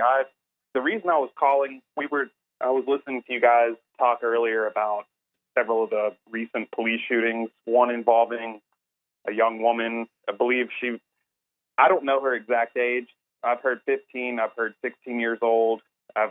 It was the young woman involving a knife. The cop shot her 3 to 4 times. Yep. The way you guys were talking about it made me believe maybe you guys didn't actually see the actual footage of what happened. I don't know if you have. I did not see the That's one of footage. reasons. I didn't either. Yeah. I think we prefaced that's the why entire thing with saying that none of us knew anything about it, and we just went to a random article. Yeah, I missed that part then. Did you see the footage? Yeah, I saw the footage because I heard a lot about it before I actually saw it, and I just went to see the footage, and I saw the body cam footage of the officer who actually fired the shots at her. They've already released the body cam footage? Yeah. That normally takes months. I don't know how many of the videos are still up. Usually these types of videos get taken off of YouTube pretty quickly, but well, yeah, it's a snuff film. Yeah. The officer Tatum has a video up, and he kind of breaks it down, and I'm not trying to get people to go to his channel. That's just where I saw it, and it's, as far as I know, it's still up there. And from what I saw, it did not, to me, seem like it was just some cop ready to kill someone. If anything, to me, it looked like he actually saved a life right there on the spot. So in the video, in the article that we read, it says that the young lady dropped the knife before being shot. Can you see that? Did you see that in the video? No, and that's why I had to call in, because a lot of times people only get their information about these things from headlines and just really short sentences. They never look into it fully. And from what I saw, everything happened quickly. I mean, I don't think he was the first officer there on scene. It was just he was the one who fired the weapon. So that's why the body cam footage was released. From what I saw, the cops were already called out there. I don't know why they were called out there, but there was some sort of altercation going on, people fighting. Sure. And when he showed up, you see a few people running not really toward him, but just kind of in his general direction, and they're all fighting. It's several women and a man. And the girl who was shot, the one holding the knife, she was literally about to stab the other girl. It looked like she was going for her throat. And it all happened really quick. I was actually surprised the cop was able to see it. I mean, and you guys were talking about, he could have shot her in the leg, or why did he have to shoot her 4 times? Usually in these situations, 4 shots, I mean, you can fire 4 shots from a handgun very quickly. Oh, right. Absolutely. So it happened very fast. And as soon as the threat had stopped, he stopped firing, and they went immediately to try to offer her medical assistance. But if you actually see the video, I would say in this situation, because I have my own issues with cops and the way they handle things, but in this situation, to me, it looked like he saved a life. I'm just still kind of confused about how a teenage girl can't be stopped any other way. Like, yeah, okay, she might have been about to stab somebody. Why couldn't she get tased instead of shot? Why couldn't she get tackled? Well, in those situations, when someone has a deadly weapon, and this wasn't like a little pocket knife or a little razor blade, this was a knife. I mean, if you take a knife and go for someone's throat, you don't even have to go that deep. You hit an artery, they're going to bleed out very quickly. There's nothing you can really do in that situation. And tasers in those situations aren't always effective, which that would be ideal that he could have tased her, stopped her, and then subdued her. But if you actually see the video and the distance he was at, I don't think he really had any other choice. It was either I can stop her or I can watch her slice this girl's neck. And those were his two options. And it happened very fast. So I'm not saying what he did was right or wrong. To me, it didn't look like it was a situation where he was just ready to kill someone. I still am kind of confused about why we have people running around with guns that are allowed to kill people in case there's a situation where someone might get killed. So somebody got killed. In theory, a private citizen could have done exactly the same thing in those circumstances. Exactly. And I agree with you on that. But he was there, he was witnessing it, and in those situations, whether or not you're a cop, you are your own personal self. You're an individual. In a situation like that, when it comes down to right and wrong and your own consciousness or your own conscience, you have to say, am I going to sit here and watch someone stab someone to death? Or if I can do something about it, will I do something about it? And he did not stand there and watch someone get stabbed to death. That is true. No, but he did stand there. He had the knife to the girl's throat. Yeah, but he did stand there and watch someone bleed out as a result of his actions. Yeah. If doing the right thing requires murdering someone, I'm not sure how much you can really say that's the right thing. I'm not saying it's the right thing, but let me ask you a question. If someone came into your house in the middle of the night and you had family members in that house and they were inches from stabbing your family member in the neck, would you use your ability and your legal right to carry a firearm to defend you and your family? Oh, I'm absolutely going to defend my family and my home. I wouldn't say it's the same situation. While this girl was not his family, that's kind of what it looked like to me. Now, we could go on about it all night, but I just would encourage you guys to actually look at the clip before I don't think you said anything bad about the cop, and that's not why I was calling. I just feel like you guys didn't fully understand the full picture. I appreciate it, Brad. Thank you, Brad. And like we said at the very beginning, none of us knew anything about it. Angie Googled it, I think, or used some search engine, and we found an article about it, and we read the article. Mm-hmm. So we had to pretty much go off of what the article said, and if some of what it's characterized isn't true, I mean, that's unfortunate, but that's inevitable. Did he say that the cop uploaded the video to his YouTube channel and was going over it? That is kind of interesting to me. I don't think that's what he meant. I think he was referring to probably a police officer who regularly does cop-ish YouTube videos and who uploaded the video and gave commentary on it. I think that's what he was referring to. But I don't know. It's a difficult question. There are certainly circumstances where one has to use deadly force in order to protect yourself or your family or your friends or loved ones or whatever. So I can't necessarily say that the cop was wrong to do that here, but it certainly wasn't right. Yeah, that's why... Killing one life to save another life, So what makes one life better than the other? Yeah, it's neither good nor bad. Somebody was still killed either way. Like, what would be the difference if the cop didn't show up? Somebody else got killed by this girl. I mean, this seems just as bad to me. And it sounds like there was a group of people. So why didn't someone in the group of people step in before the cops got there or got called and try to take the knife from the 15-year-old girl? That would have been helpful. Mm-hmm. In general, it's always a bad idea to call the police. I'm reminded of the woman who called the police to calm down her, I think he was 14-year-old. He was a 14-year-old autistic son. I remember that. Or 9 years old even. No, he was 14 and shot 9 times. Yep. So she called the police to calm down her autistic son, and the police came out there and killed her son by shooting him 9 times. Don't talk to the police. Don't involve them. They never make anything better. The most they do is just file a report and then carry on with their lives. They don't care about your stuff. They don't care about your protection. You're not them. You're not one of them. It's just a job. Yep.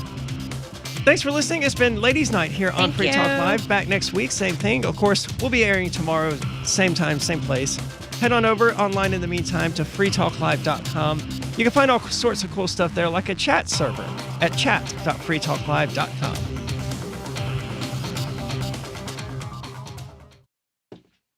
There are lots of ways to listen to Free Talk Live. Our podcast has been around since podcasts began, and now the FTL feed is loaded with content besides our full show archives. Did you know that we make it easy for you to customize your podcast subscriptions? We have different feeds, one that includes only our full shows, one with just the Daily Digest, and our main feed that includes everything. You decide what you listen to. It's quick and easy to customize your feeds at feeds.freetalklive.com. That's feeds.freetalklive.com.